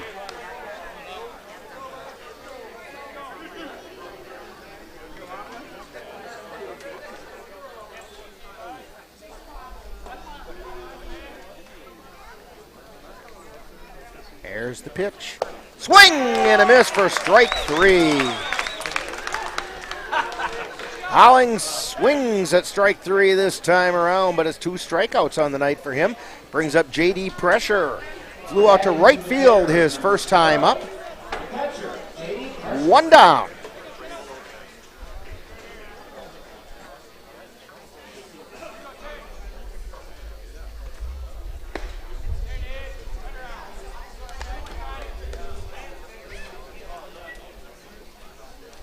First pitch was a little bit outside for a ball.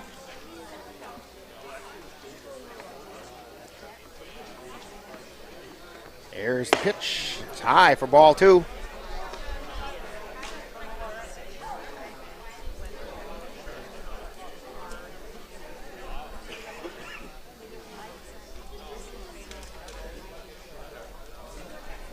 And the pitch. Just a little bit high. 3 balls and no strikes. Cavs asked him where that one was, and Jamison Schmidt said just a little high. And the 3-0 pitch, that's a called strike. Pressure was taking all the way on that one. Now 3 balls and 1 strike with 1 out, runner on first. Sherpke on first. 3-1 pitch. Ground ball through the hole and into left field. So Pressure singles to left. Sherpke checks in at second. That brings up Blake Johnson, who singled to right with an RBI single his first time up.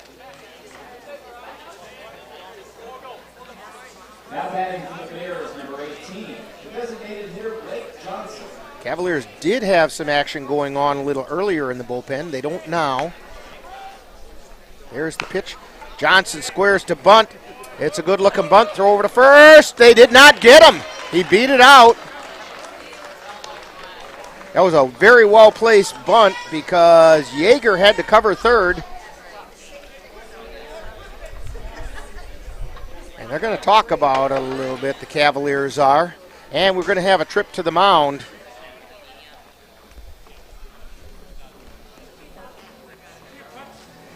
As the bases are loaded, let's see if we're going to do anything different or they're just going to talk about the way they're going to defend this. Pete Bartengale out there having the discussion. And he leaves the mound. 1 out. Bases loaded. And there is action going on down in the Cavalier bullpen. I think it's Lucas Costley again. Now batting for the Bears, number 15, the left fielder. You know, Dan, one of these times I've got to remember to bring the binoculars. But I thought I saw an 8 down there.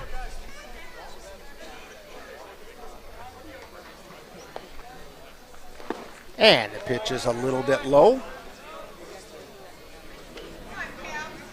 To Cody Urban. Single to left his first time up.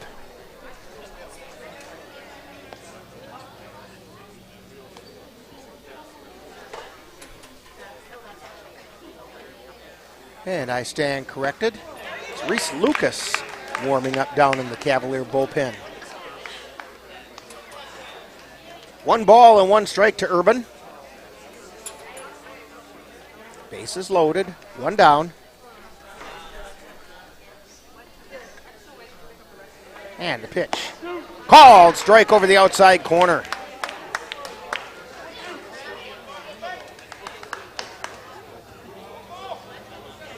Cavaliers defensively are set up in what we would call double play position. Swing and a miss for strike 3. That's a big strikeout.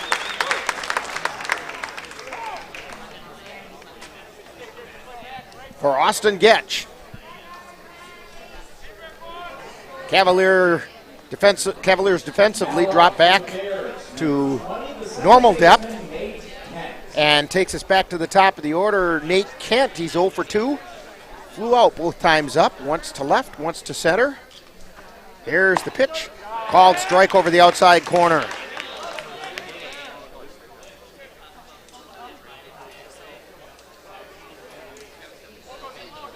Austin Getch trying to get out of this jam. Bases loaded, 2 down. Here's the pitch. Fly ball out into right field. Drifting back is Mitch Voller. He makes the catch for the 3rd out of the inning, and the Cavaliers get out of it. I was going to say it'd be kind of nice if Nate Kent would fly out to right, because then he'd fly to left, to center, and right. And that's what he did. So, no runs on 3 hits. There were no Cavalier errors, and 3 were left on base. You're tuned to Cavalier Baseball on the Northern Light Webcasting Network and NLWN-TV. If you've been admiring the freshly groomed look of a baseball field, or the stunning appearance of a golf course, remember you too can have a lawn with the same beauty by simply calling Midwest Environmental Consultants. Their professional lawn care experts can bring your lawn to its full beauty and appearance. Call Midwest Environmental Consultants at 715-586-1302. Let Midwest Environmental Consultants help make your lawn the showplace of the neighborhood. Back here at Carson Park, Rick Olson, Dan Petchow, Cassie Johnson, and Jeremy DeGruss on the camera. Dan, you had some thoughts. All I was going to say is we were looking at a computer screen, and it was a picture of the Atlanta Braves Stadium. Right. Which used to be the Milwaukee Braves. Which the Eau Claire Braves were a farm club for and played right here at Carson Park. Yeah. So it's very fitting in a convoluted roundabout sort of way. I like how you made that connection there, Dan.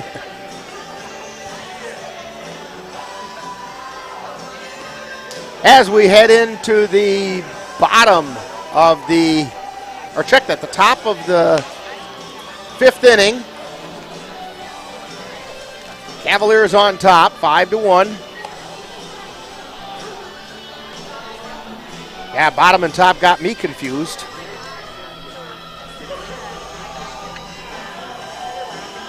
Yeah, Eau Claire Bears are the home team tonight.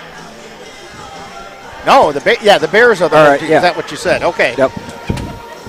And and that's kind of unusual that the Cavaliers are the visitors while here at Carson Park. So for the Cavaliers, leading off the top of the 5th inning, Ryan Vinny, the designated hitter. He's 0 for 1, flew out to center field his last time up. He's also drawn a walk.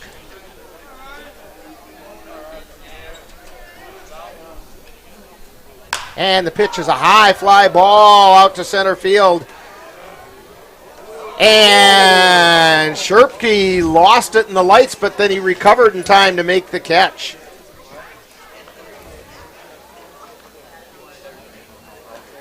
For out number 1.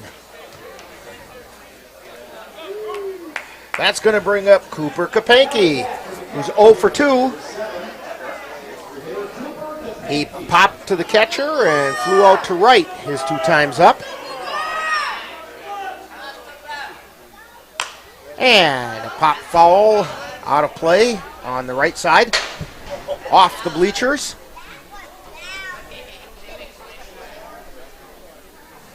On a warm Sunday afternoon, and that part of the bleachers has a lot of bodies, people start scrambling.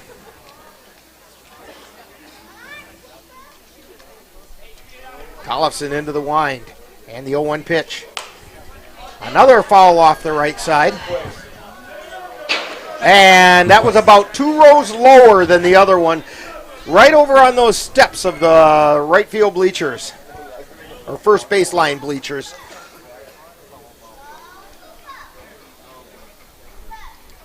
And another one off the right side. Well, I'll tell you what. If nothing else, Cooper Kapanke is consistent. No balls, 2 strikes. Tollefson with the wind and the fire. And a line shot out into left center field. It falls in for a base hit, and Kapanke is safe at first.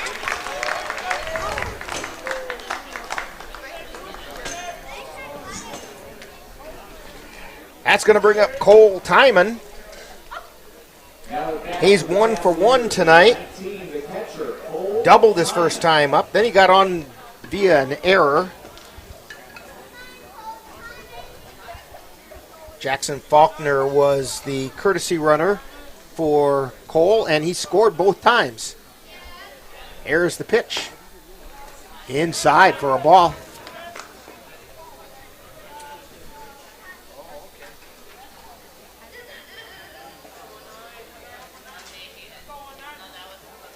And the pitch. Outside, ball 2.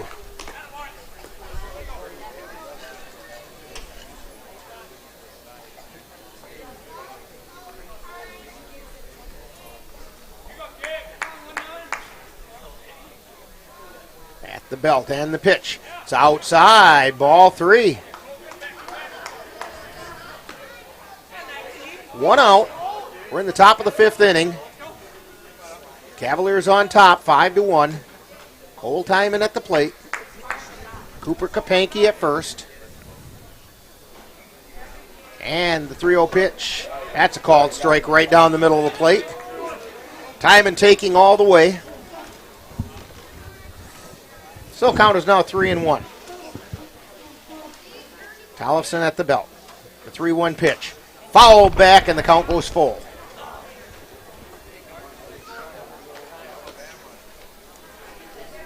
Timon came into tonight hitting .313.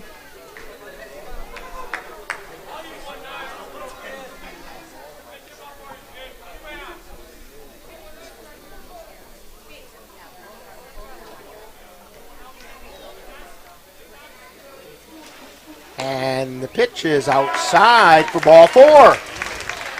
So Cole Timon draws a walk. And it's going to move Kapanke over to second, and Pogo steps up to the plate. Let's see if we get our courtesy runner. And we do. Jackson Faulkner comes in to run.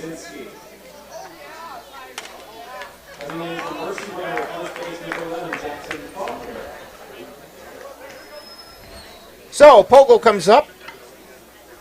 Pogo is 0 for 2. Got on an error.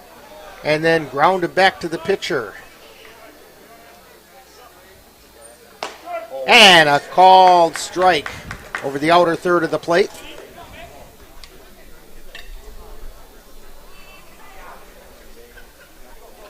Pogo steps in, 2 runners on, 1 down. There's the pitch. Long fly ball out into right field. This one's got a chance, and it's out of here! Anthony Pogodzinski with a 3-run home run right by the foul pole in the right field corner. We've been waiting for that one.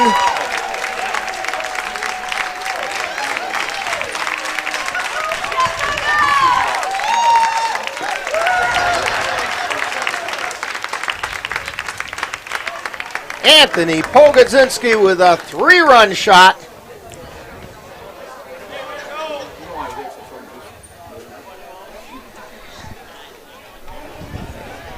And that's going to bring up Mitch Voller. Voller is 1 for 1, singled his last time up.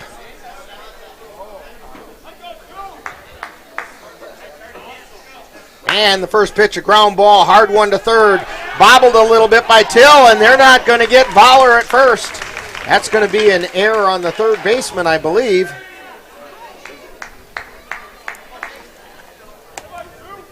That's the way they mark it.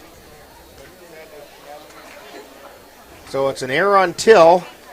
And Fowler's at first with one out. Cavaliers on top, 8-1. The third baseman, Chase Yeager. That's going to bring up Chase Yeager. And Yeager is 1 for 2. He singled his first time up. And then flew out to left field. Here's the pitch. Fly ball out into shallow center field. It falls in for a base hit. Fowler almost had it back. Ball comes through, but cut off by LeMay. So Yeager gets a bomb to left. Well, it's not quite a bomb because it was a little bomb. A Yeager shot to left, or to center field, we'll call it.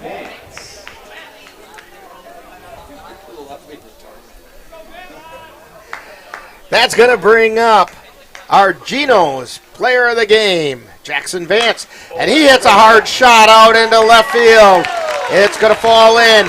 Rounding third, and they're going to hold him at third. Throw comes all the way through, and the bases are loaded. Jackson Vance with a single to left.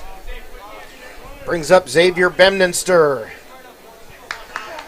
Well, this would be a good time for Xavier to get his batting average to something other than 0-0-0. One down, bases loaded. High pop foul, right in front of us. Wrong angle. Just the wrong angle. What my fear was, Dan, it was going to come into the right angle just as it came into sight again. It was right in front of us, high up above us, and came down right in front of us on the net.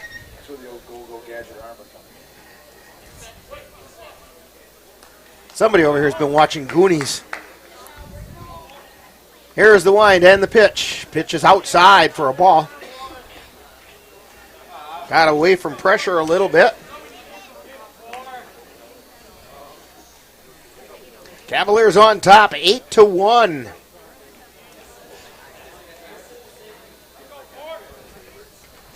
Here's the wind and the pitch. It's high. 2 balls and a strike. Xavier Bemdenster. Here's the pitch. And it was low. 3 balls and a strike. Nowhere to put them. Here's the 3-1 pitch. High pop, foul, out of play. Off the front of the grandstand. And count is now 3-2. 1 down. Scoreboard says 4-3-2-1 up there on top. Bemdenster's up, 3 balls, 2 strikes, 1 out. Bases loaded. Here's the wind and the payoff pitch. Outside ball 4, and Xavier Bemdenster gets an RBI walk.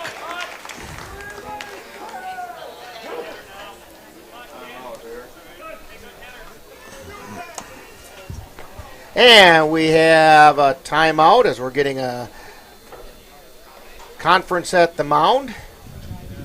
Still have bases loaded with 1 out. Let's see what they decide to do here.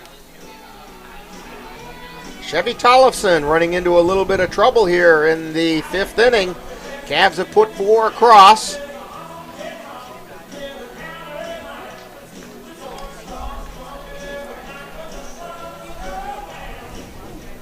They've given up 4 collected 4 hits. Of course, the biggest one was that 3-run shot by Pogo. And they're going to leave Chevy Tollefson in there.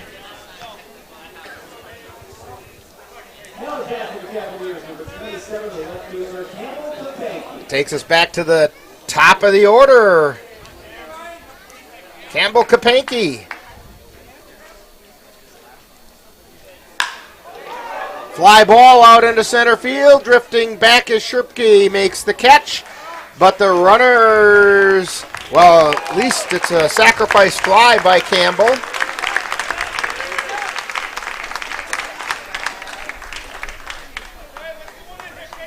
So it scored Yeager. And it moved Vance over to third. Bemminster remained at first.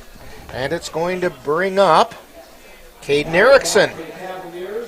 Erickson is 0 for 3 tonight. Grounded twice to the third baseman and got on an error by the shortstop.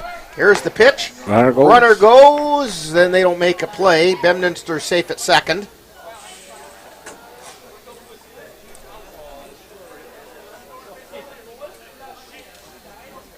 Here's the wind and the pitch. Ground ball to third. Throw over to first, and Erickson grounds out to third again.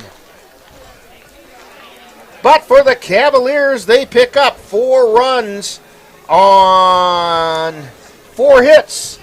There were 5 runs. You're right, 5 runs on 1, 2, 3, 4 hits. There were no errors and 1. Oh, there must have been 2. Yes, there were 2 Cavaliers left on base. So we've completed 4.5 innings. Cavaliers 10 and the Bears 1. You're tuned to Cavalier Baseball on the Northern Light Webcasting Network and NLWN-TV. Mom's Restaurant and Pub in Colfax has just what you need when you have that craving for a home-cooked meal the way Mom used to make it. Mom's is open from 7 a.m. to 3 p.m. daily and until 9 on Fridays with a complete breakfast menu. Lunch includes sandwiches, salads, wraps, and burgers, along with Mom's comfort food favorites, and don't forget dinner on Fridays with Mom's famous fish fry. The coffee always hot, the breakfast always delicious, and lunch puts a smile on your face. 225 Bremer Avenue, Colfax. Call 715-962-4617. That's Mom's Restaurant and Pub in Colfax.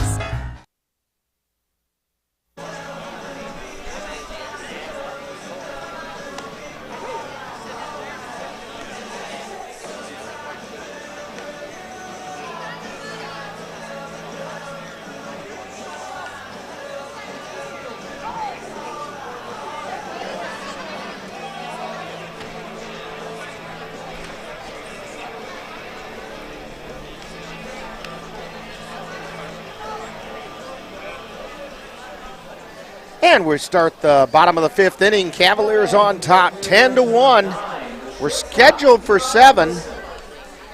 Leading off for the Bears, Levi Wilson, who's 0 for 1. He also walked. First pitch is outside for a ball. Austin Getch still on the mound.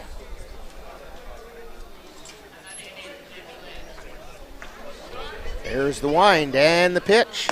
Swing and a miss.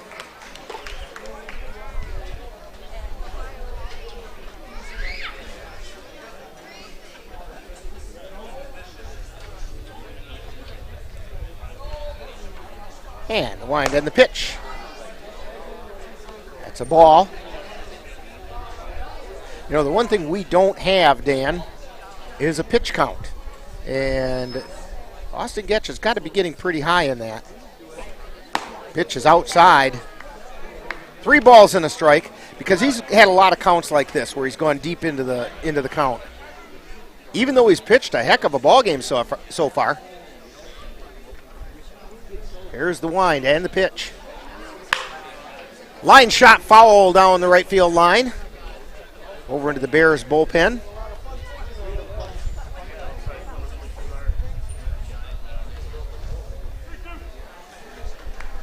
Wes Fleischer heading down there to pick it up for the Bears. And a foul ball this time off the left side. Out of play and off the bleachers.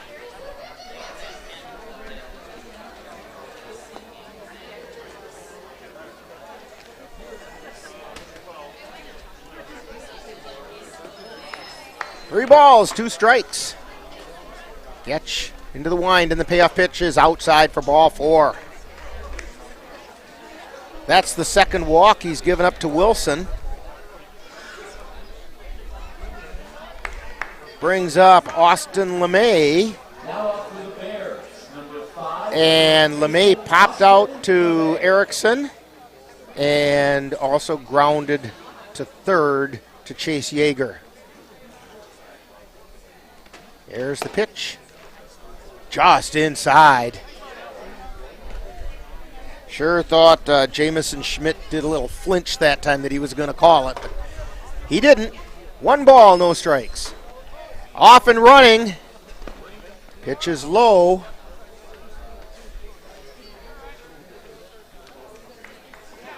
That was probably going to be scored as defensive indifference. Catch at the belt. And the pitch. Ground ball into left field. That's going to score a run. Rounding third, throw comes in, cut off, throw over to second, and they get the put out at second. That goes as 7-5-4 on the put out.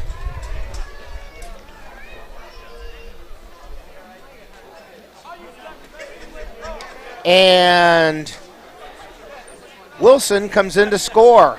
Now up for the Bears, number 28, the third baseman, Jim Hill. Do give Austin LeMay an RBI. He should also get credit for a single. Long fly ball to right field. This one's way back, but I think it's playable. Over there making the catch on the warning track is Mitch Voller.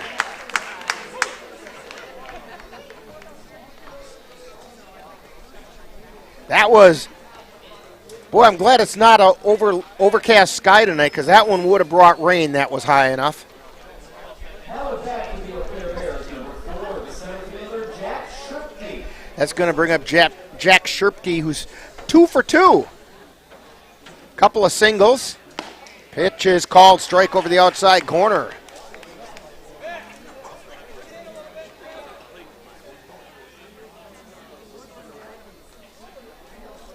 Sherpke singled to left his first 2 times up. Here's the wind and the pitch. It's high for a ball. It's even at 1-1.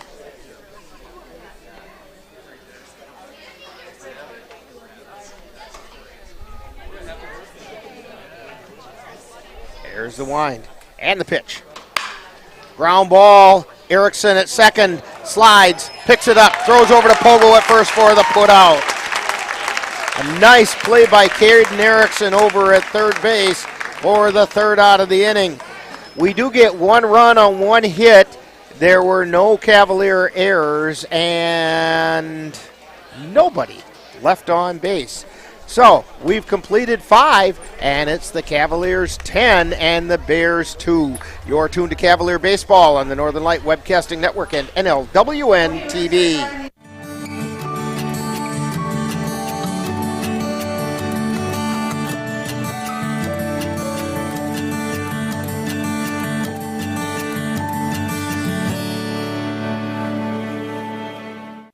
For over 1/3 of its history, Eau Claire has been able to count on the Eau Claire Cavaliers for high-quality baseball excitement. Come be a part of Eau Claire's legacy with your hometown Eau Claire Cavaliers. Home games are at historic Carson Park. To plan your day of affordable family fun, check out the Cavaliers on Facebook. Or go to the Cavalier website at www.eauclaircavaliers.org.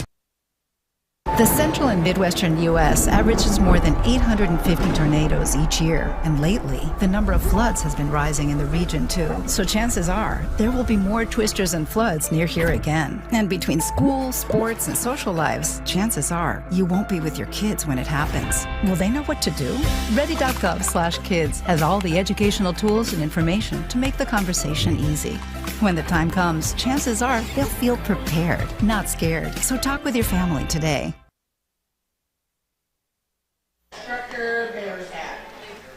And we're back here at Carson Park. New rump on the bump for the Bears. It's Levi Wilson. And we're going to have to see who's at shortstop now. We'll have to take a look around defensively for the Bears. because Wilson's on the mound. And let's see, we've got Pesci? Is someone Pesci here? Or Pesci? P-I-C-S-C-H-E? these are unofficial numbers. Number is 921182. 921182.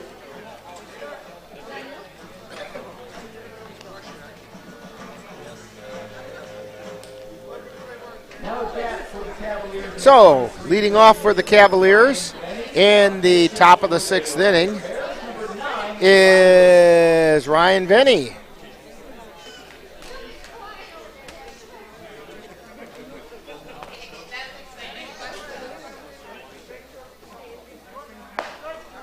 And the first pitch is a strike.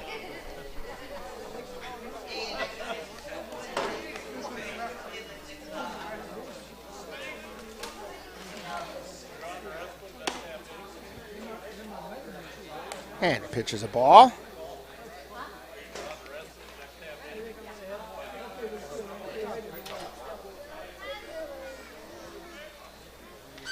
Here's the wind of the pitch. Long fly ball. That one's deep out into right field. Way back. And it's out of here. Ryan Venny with a solo shot. Right where the fan deck ends and the right field turns into a deep ballpark again. But he got all of that one. Ryan Venny puts the Cavs on top 11-2. By the way, the numbers are in now on Tollefson.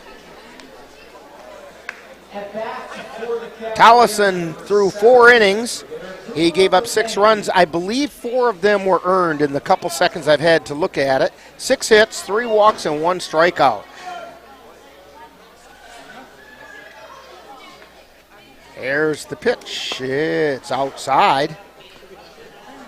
This is Cooper Kapanke, and Cooper is 1 for 3 tonight.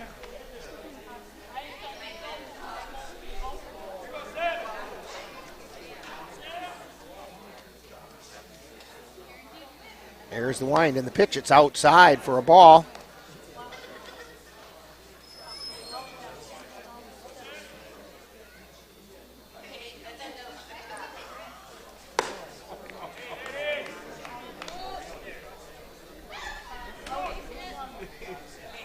Count is now 2 ball and a strike.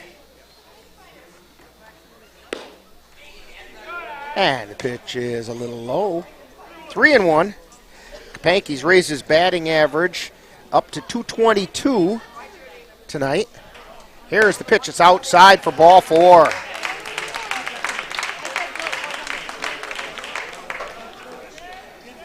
That's going to bring up Cole Timon. Now at bat for the Cavaliers, number 19, the catcher, Cole Timon. Timon's been on base every time he stepped up to the plate. He doubled, got on an error, and walked. Kapanke takes his lead. Wilson's pitch is a called strike over the outside corner. A little bit of a delayed call that time. Levi Wilson. Dan, have you figured out who's playing shortstop out there yet? You're supposed to be doing that. I have contacts, but they're not that good. Okay. Well, of course, they don't have numbers on the uniforms on the front. 1 ball and 1 strike to Cole Timon.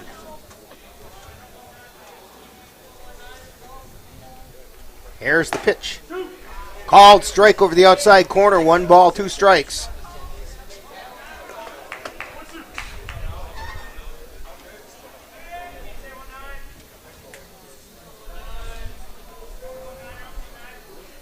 Levi Wilson looking in. Checks at first. And the pitch. It's outside, ball 2.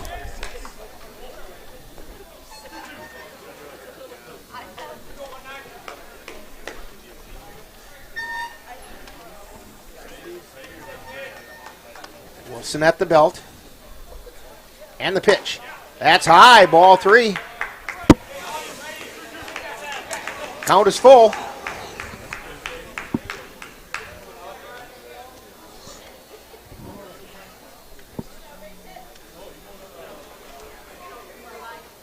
And the pitch is outside, ball 4. So Timon draws his second straight walk. It's going to move Kapanke over to second. It's going to bring up Pogo, but not until we get the courtesy runner for Timon. That's Jackson Faulkner.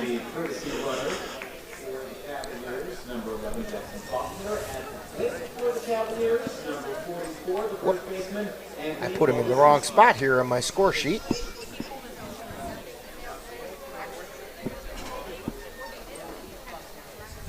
Brings up Pogo. And Pogo hit a home run his last time up over the right field fence, right by the foul line. Yes, it's a short porch there, but you know what? Over the fence is over the fence. Right past the 302 mark. Wilson's pitch. Called strike over the inside corner. No balls, 2 strikes to Pogo.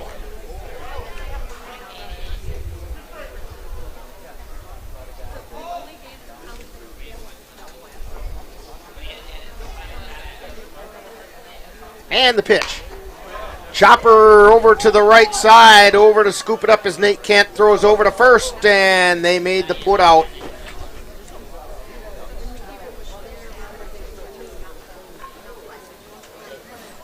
So that goes into the book as a 4-3 on the put out. Check that. That's not Nate Kent that made the put out there either, because he's playing shortstop. Number 13, Connor O'Reilly. So Connor O'Reilly is coming up for Mitch Voller.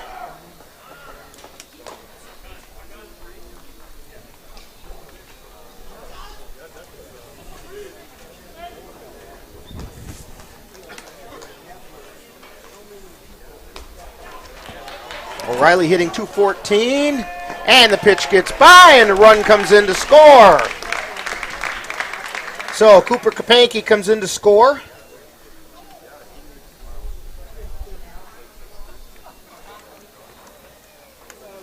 Faulkner checks in at third. O'Reilly is 3 for 14, batting .214. 1 ball, no strikes, and the pitch is low.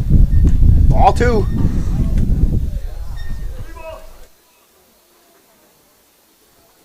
Breeze is picking up a little bit again. Here's the wind and the pitch. Ball 4.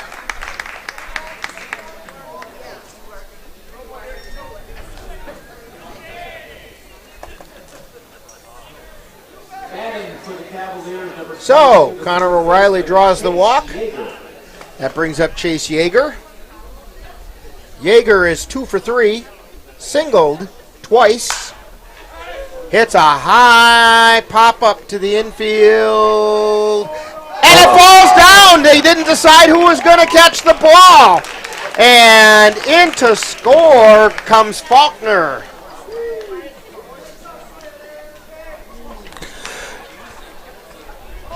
Isn't that usually called a infield out? I don't believe so, because it wasn't a force situation. It was only a single force situation. There wasn't a double force situation. It was not infield fly rule. You had runners on the corners. You didn't have runners at first and second.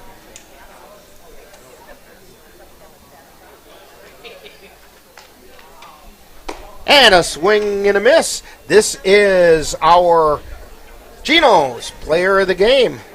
I'm looking to see if they called that a hit or an error. Jeremy, maybe if you check with the official score over there and see whether they called that a hit or an error. Because it didn't get touched by anybody. Okay, they gave him a hit.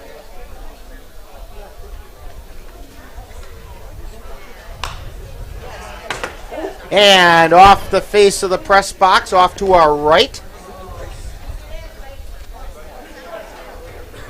Press box is taking a beating tonight.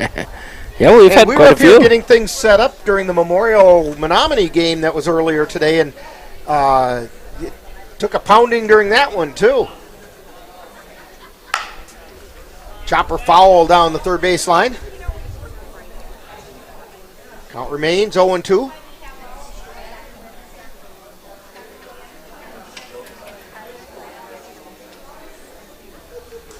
Cavaliers on top, 13-2. If they can keep the Bears off the board, the game will be over after the 6th. And a foul ball.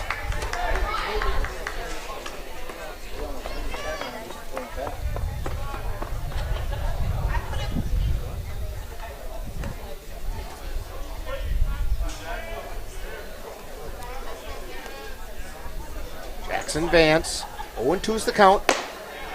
Pitch is high for ball one. That was one that it took a lot of strength by Vance to not swing at.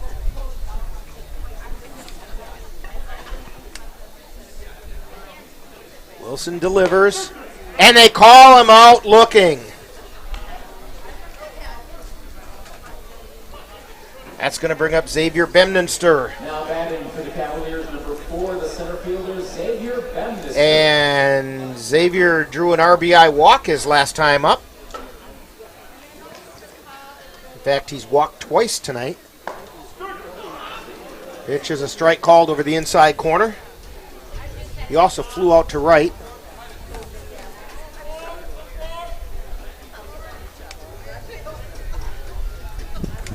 Wilson at the belt. Here's the pitch. Called strike. That one caught the outside corner. Those are just nipping that front corner on the outside of the plate.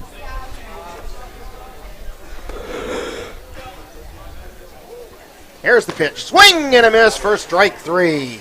So the Cavaliers finally go down, but not without scoring.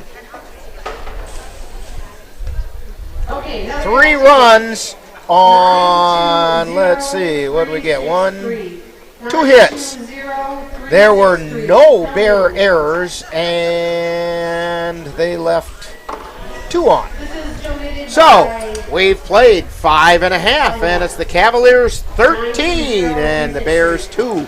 You're tuned to Cavalier Baseball on the Northern Light Webcasting Network and NLWN-TV. For a better way to bank, switch to Royal Credit Union.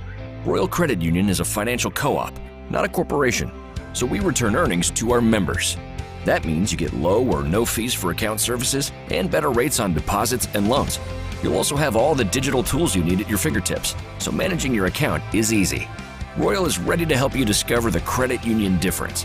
Switch to Royal Credit Union today at rcu.org/difference. Insured by NCUA.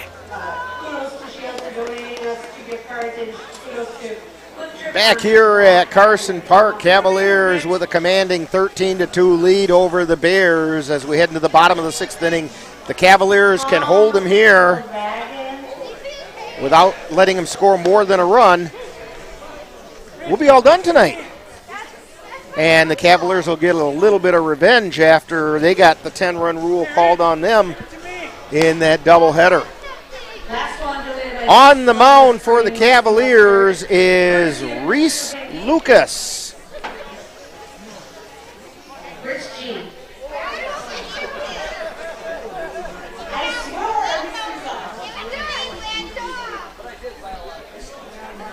Coming back to the Bears, number 22, right fielder Joe Holland.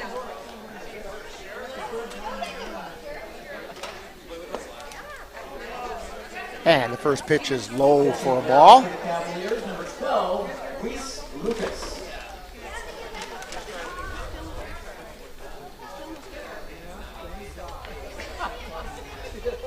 And the pitch is high for a ball. Yeah, Rich, you're not allowed. I'll be security. I'm going to let you in.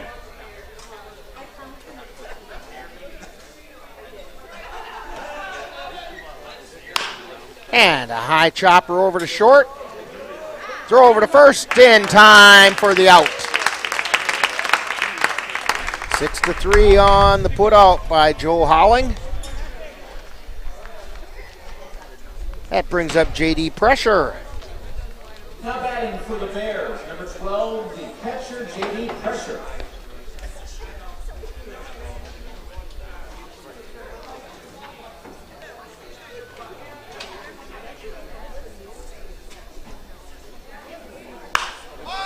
And a high pop-up.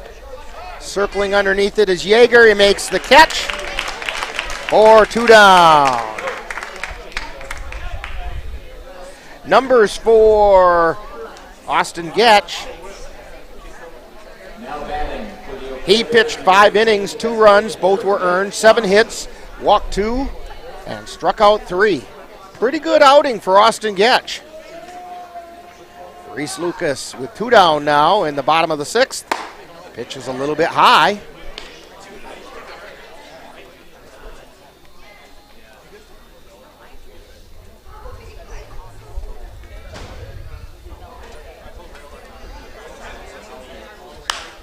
And a high fly ball out into left field. Coming in is Kapanke. He lets it fall in front of him. I think he got a little confused that time because coming out at the same time was Jackson Vance. So it's going to be a base hit for Blake Johnson. Johnson's gone 3 for 3 tonight. It's going to bring up Cody Urban. And a swing and a miss for strike 1. Urban is 1 for 2, singled and struck out.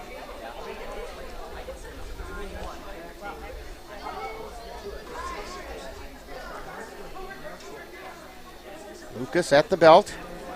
And the pitch is outside.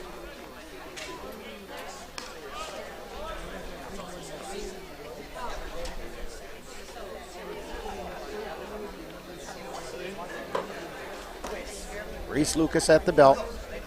Looks over to first. And the pitch. Fly ball out into left field. This is going to fall into the corner. It's going to be extra bases.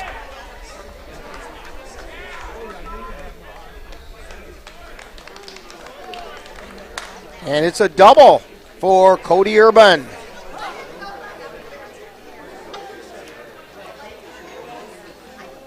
So with 2 down, runners at second and third, we go back to the top of the order, and it's shortstop Nate Kent.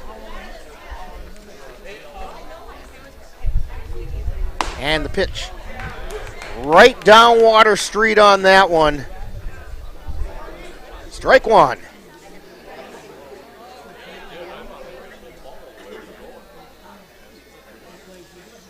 Lucas at the belt, and the pitch, it's outside. 1 ball, 1 strike.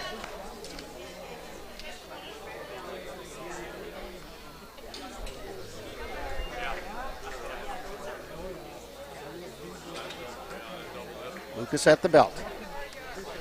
The 1-1 pitch. That just missed inside.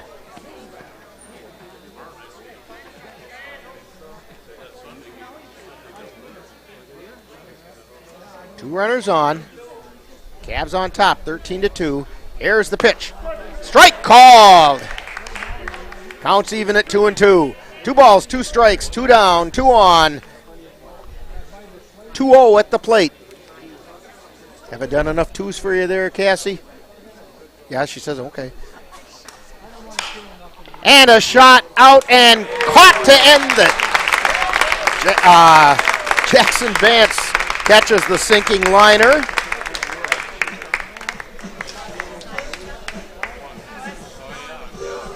And that's going to do it.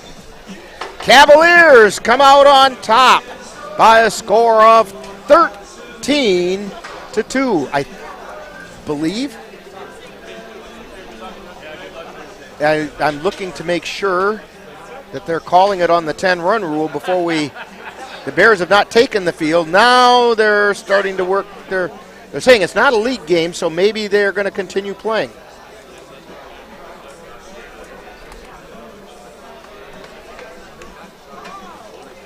Now they're coming out to shake hands. So, final score, Cavaliers 13, Bears 2. Cavaliers 13 runs on 11 hits, no errors. Bears 2 runs, 9 hits, 3 errors. The winning pitcher tonight is Austin Getch. His record now goes to 2-0. And the losing pitcher goes to J.R. Lukes of the Bears. We'll have some more information for you and hopefully a chat with Cavalier manager Pete Bartingale. And when we get to talking baseball, and that's all going to come up in just a couple minutes. You've been tuned to Cavalier Baseball on the Northern Light Webcasting Network and NLWN-TV. I love the pizza we get when we go to Gino's Pizza. That's because Gino's has been voted best pizza in the Chippewa Valley 5 years in a row. I think it's because Gino's uses the freshest ingredients, premium quality meats, cheeses, savory spices, and zesty toppings, and all served with attention to detail. Now you're making me hungry. Let's head to Gino's Pizza. Scott and the rest of the folks at Gino's Pizza would like to invite you to come out and try the area's best pizza. Call about Monday through Wednesday dine-in specials at 715-835-2000. That's Gino's Pizza at 5110 Fairview Drive, Eau Claire, right next to Chaos Water Park. You've been watching NLWN-TV's presentation of Eau Claire Cavalier Baseball live on the Northern Light Webcasting Network. Stay tuned. Coming up next is Talkin' Baseball, with a look back at today's game.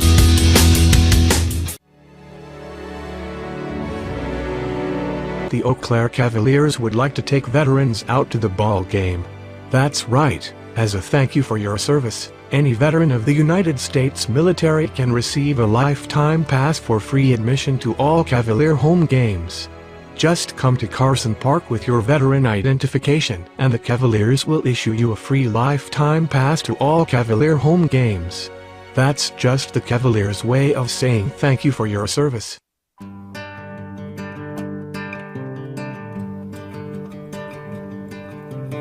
Time now for Talkin' Baseball with a wrap-up of today's Eau Claire Cavalier game. And now, back out to the ballpark. And we're back here at Carson Park. There we are. At least there's the park. As the Cavaliers come away victorious, 13-2 over the Eau Claire Bears, and they managed to get themselves a little bit of revenge.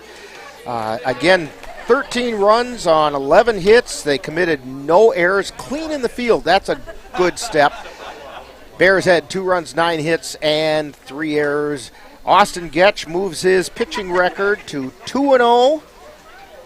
And his ERA has got to improve a little bit. He had a 4.5 coming in, and he did give up 2 earned runs tonight in 5 innings. So it's not going to go down a lot, but it's going to show that he's been a pretty effective pitcher for the Cavaliers so far this young season. Dan, your thoughts? Good all-around game for the Cavs tonight. Their offense was really good. Defense stepped up, and the bats came alive.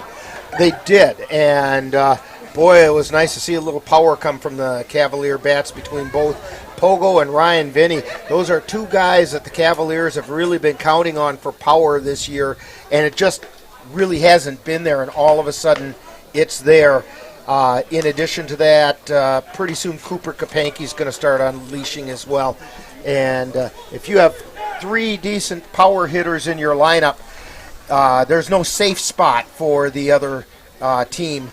And yeah, the players are starting to gel again, and everybody's on the same page now with Coach Bartingale. So they'll pick it up, and we're going to have to do a quick sleep and be right back here tomorrow. Yeah. We're going to have some more baseball tomorrow, and that's always a fun time to look forward to, because the Cavaliers step right back into a league play, and they're going to take on the league leader, Tilden Tigers, who are currently sitting 4-0 in the Chippewa River Baseball League, and the Cavaliers will be taking them on.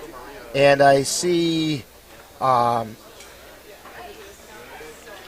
Nicole and Pete are chatting down there on the field, and so I'm hoping that we get Pete up here very shortly.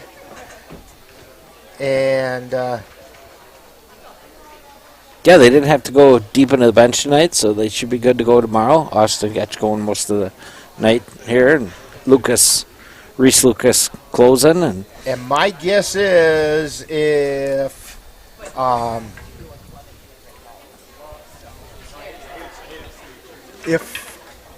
for the Cavaliers Carter Hesselman isn't available, then we'll get Ethan Kjellberg on the mound tomorrow. And Costley warmed up, but he never came in. And he's nursing that bad back, so I think he's still just trying to. They did talk last night at practice about giving him a bullpen session, so I think that's what he did do tonight. And now I see manager Pete Bartengale starting to work his way around. So I'll tell you what, why don't we take a timeout here, and we'll have Pete Bartengale come up here shortly, and we'll talk with him on Talkin' Baseball on the Northern Light Webcasting Network and NLWN-TV. The Eau Claire Cavaliers would like to take veterans out to the ball game. That's right. As a thank you for your service, any veteran of the United States military can receive a lifetime pass for free admission to all Cavalier home games. Just come to Carson Park with your veteran identification, and the Cavaliers will issue you a free lifetime pass to all Cavalier home games. That's just the Cavaliers' way of saying thank you for your service. Maybe you can make retirement happen. After all, you made her college years happen. Opening that education savings account when she was little. Spearheading a campus tour. And another, and another, and another, and another. Bam! Deciphering financial aid. She was like, what? But now she's like, you aced planning for college. Now get the tips you need to get on track at aceyourretirement.org. Hey, Bobo, do trees tell each other stories? I'm sorry. I'm afraid I don't know that. Hey, why don't we go find out? Listen. Do clouds take naps? I couldn't tell you. Dad, do stars visit their friends? Look!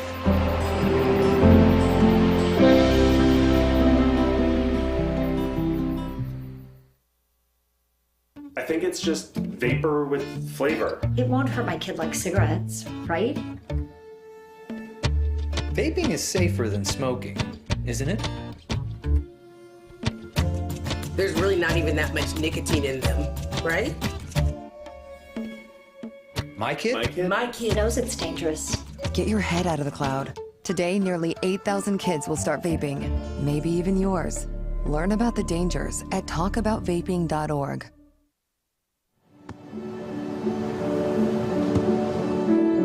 I don't remember how it started. Go to that. Oh boy. Our back and forth. It always came back. Dad!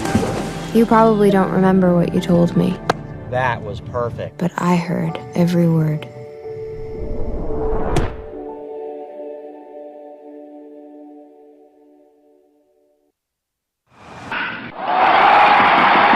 Let NLWN-TV and the Northern Light Webcasting Network take you out to the ball game.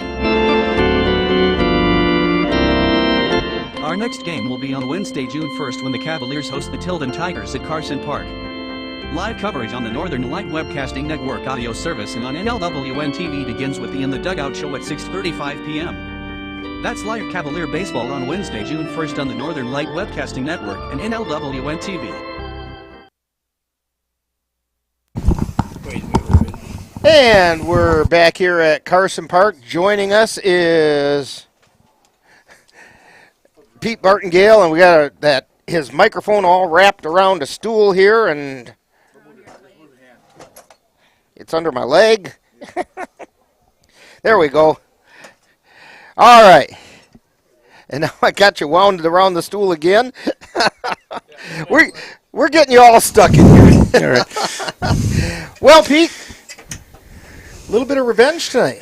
Yeah, you know, I was on the ride home from our high school game, and we won that game, and I came in late, but my sister was texting me on my ride over saying you're up 3-0, you're up 4-0. So it was a good ride to Carson Park, and Ryan Bemister did a good job getting the team ready to go before the game started. So hopefully we can continue this momentum tomorrow against Tilden. Yeah, Cavaliers in that first inning, you batted 10, which you're allowed to do in this league. They played at 9 and put up 4 runs, and bats came alive, hit a couple doubles in that first inning. And then we saw a little power late in the game. Yeah. Well, we had a batting practice yesterday at 6 o'clock. As many people that could make it, and so I'd say we had 10 or 12. But we're capable of hitting that way. I think we just played a little tight early, and I think tomorrow's a big game for us. It sure is. You have the Tilden Tigers. They're 4-0 in the league. You're 1-4 in the league. But this showed against a team that's in the same league. It didn't count in the league standings, but it's the same team. A team that swept a doubleheader from you a week ago. And, holy cow, you showed you guys can take care of business when you need to. Yeah, what a difference a week makes. But they have a nice team, and so do we. But again, I think we came out with more motivation today. I think we talked to the guys last night, and we just need to play a little more loose. And as I said yesterday in our interview, in the pregame interview, That's all right. Yeah. But I thought our guys were a little too aggressive early in the season. I thought tonight you saw Pogozinski wait for his pitch. You saw Vinny wait for his pitch. And our guys were a little more... and they sure didn't miss it when it came, did they? No. I thought the one Vinny hit, I wish I could have hit that in my prime, but it never happened. And Pogo hit one, too, on the party deck. That was pretty nice to watch. And what do you say about that young Austin Getch who sits there and... He's kind of a wallflower. Nobody seems to notice him, and the 2 times you've had him come in and throw, he's just done an outstanding job. Yeah, he's been a nice pitcher for us early in the season, but he was a good pitcher for North a few years ago, and he pitched at State, so he's pitching some big games. But yeah, you're exactly right. I like what I see from him at this point. I think he keeps batters off guard, and he's got a nice little curveball there, and I think he keeps batters off balance. And he keeps it right around the plate. Yep. The times he missed, he didn't miss by much. No. It was interesting. Nothing against Reese Lucas, who came in and mopped things up at the end.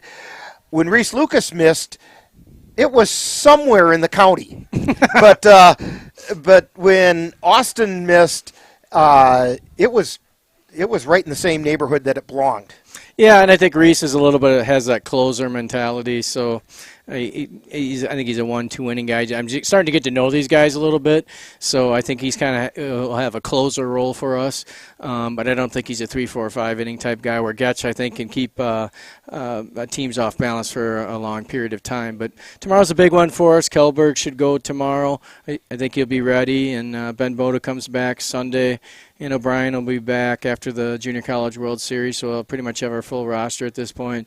Carter Hesselman's still having some arm issues, so at this point we just got to go with the pitchers that we have, and our guys just have to battle. Well, in fact, I was out at your practice yesterday, and I remember having some conversation with Ethan Kellberg, and you were trying to figure out what your pitching was going to be for these 2 games. And he said that he felt like he was good for Tilden because he's had pretty good luck against Tilden. And so let's hope that continues for him, and Cavaliers can put together a nice one. In fact, Dan made a comment that by Austin Getch pitching as deep into the game as he did, and Reese Lucas only having to come in and throw 1 inning, you've got some pitching available for tomorrow. If Ethan Kellberg has difficulties or anything, there are things that can be done. Yeah, Lucas Costley comes back. He's had some back problems, but he should be able to pitch tomorrow. And Bryson Gash from the Blue Golds can pitch tomorrow. And Jackson Faulkner's been banged up to this point as well, so we got to get him healthy. And you got Tucker Spraja. Spraja could pitch, and he was next in line to pitch today. So I was impressed with him last Sunday against the Bears in his 1 inning appearance. Okay, so big game tomorrow, and so let's not forget about that. Let's get people out here, and you'll actually be the home team tomorrow. Yeah, it was a little weird being the visitor. I kept looking at the scoreboard saying, why are we the visitor? But it's just nice to be at Carson Park. It was a beautiful night. And yeah, it's about time we have something like that, too. Yeah, I mean, our weather's been so poor to this point. It was just nice to play on a regular night that was sunny, and a beautiful night here at Carson. Well, Pete, congratulations. 13-2. That's kind of a nice win to get. And let's do it all again tomorrow night. Sounds great. Thanks, Rick. And we'll have more talking baseball right after this timeout. Jason, let's go see your room.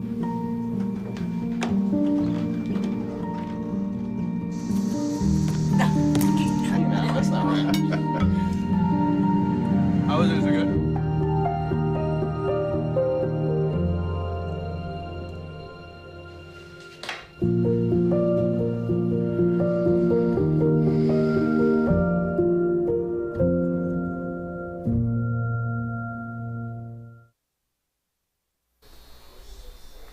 And we're back here at Carson Park. Rick Olson along with Dan Petschow. Dan's getting his way back over here and going to get reconnected. And there we go. Hey, Dan, any final thoughts on tonight's game? Yeah, it's kind of nice to see the bats getting hot again for the Cavs. Pogo getting the big shot down the right field. And let's do it tomorrow.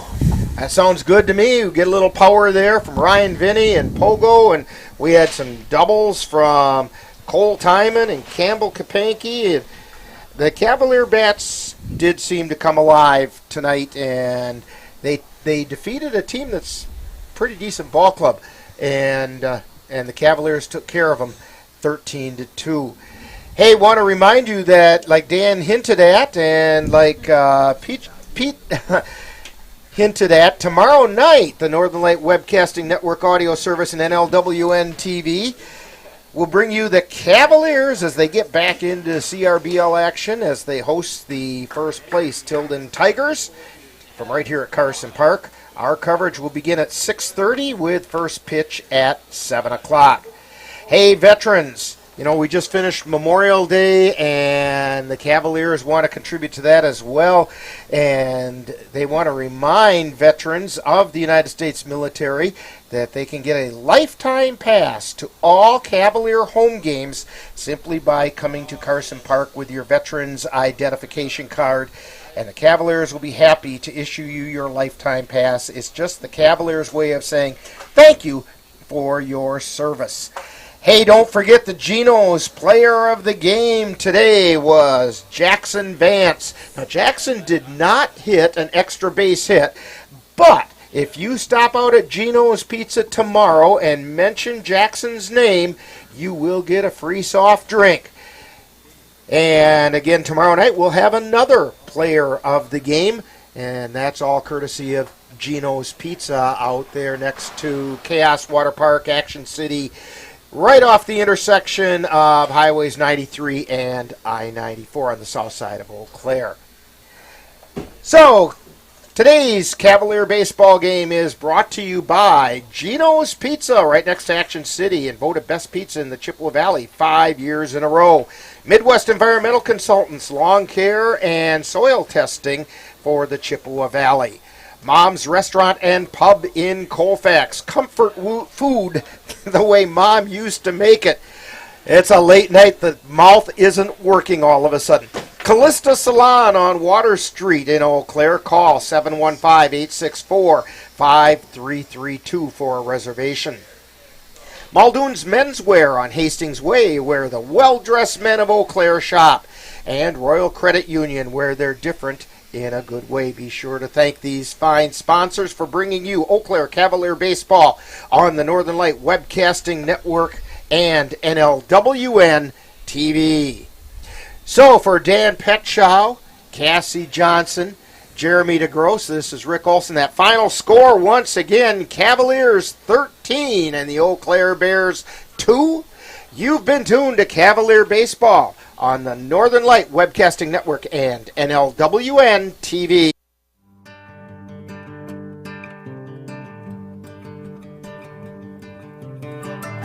You've been watching Talkin' Baseball, a wrap-up of today's Eau Claire Cavalier game. This has been a production of NLWN-TV.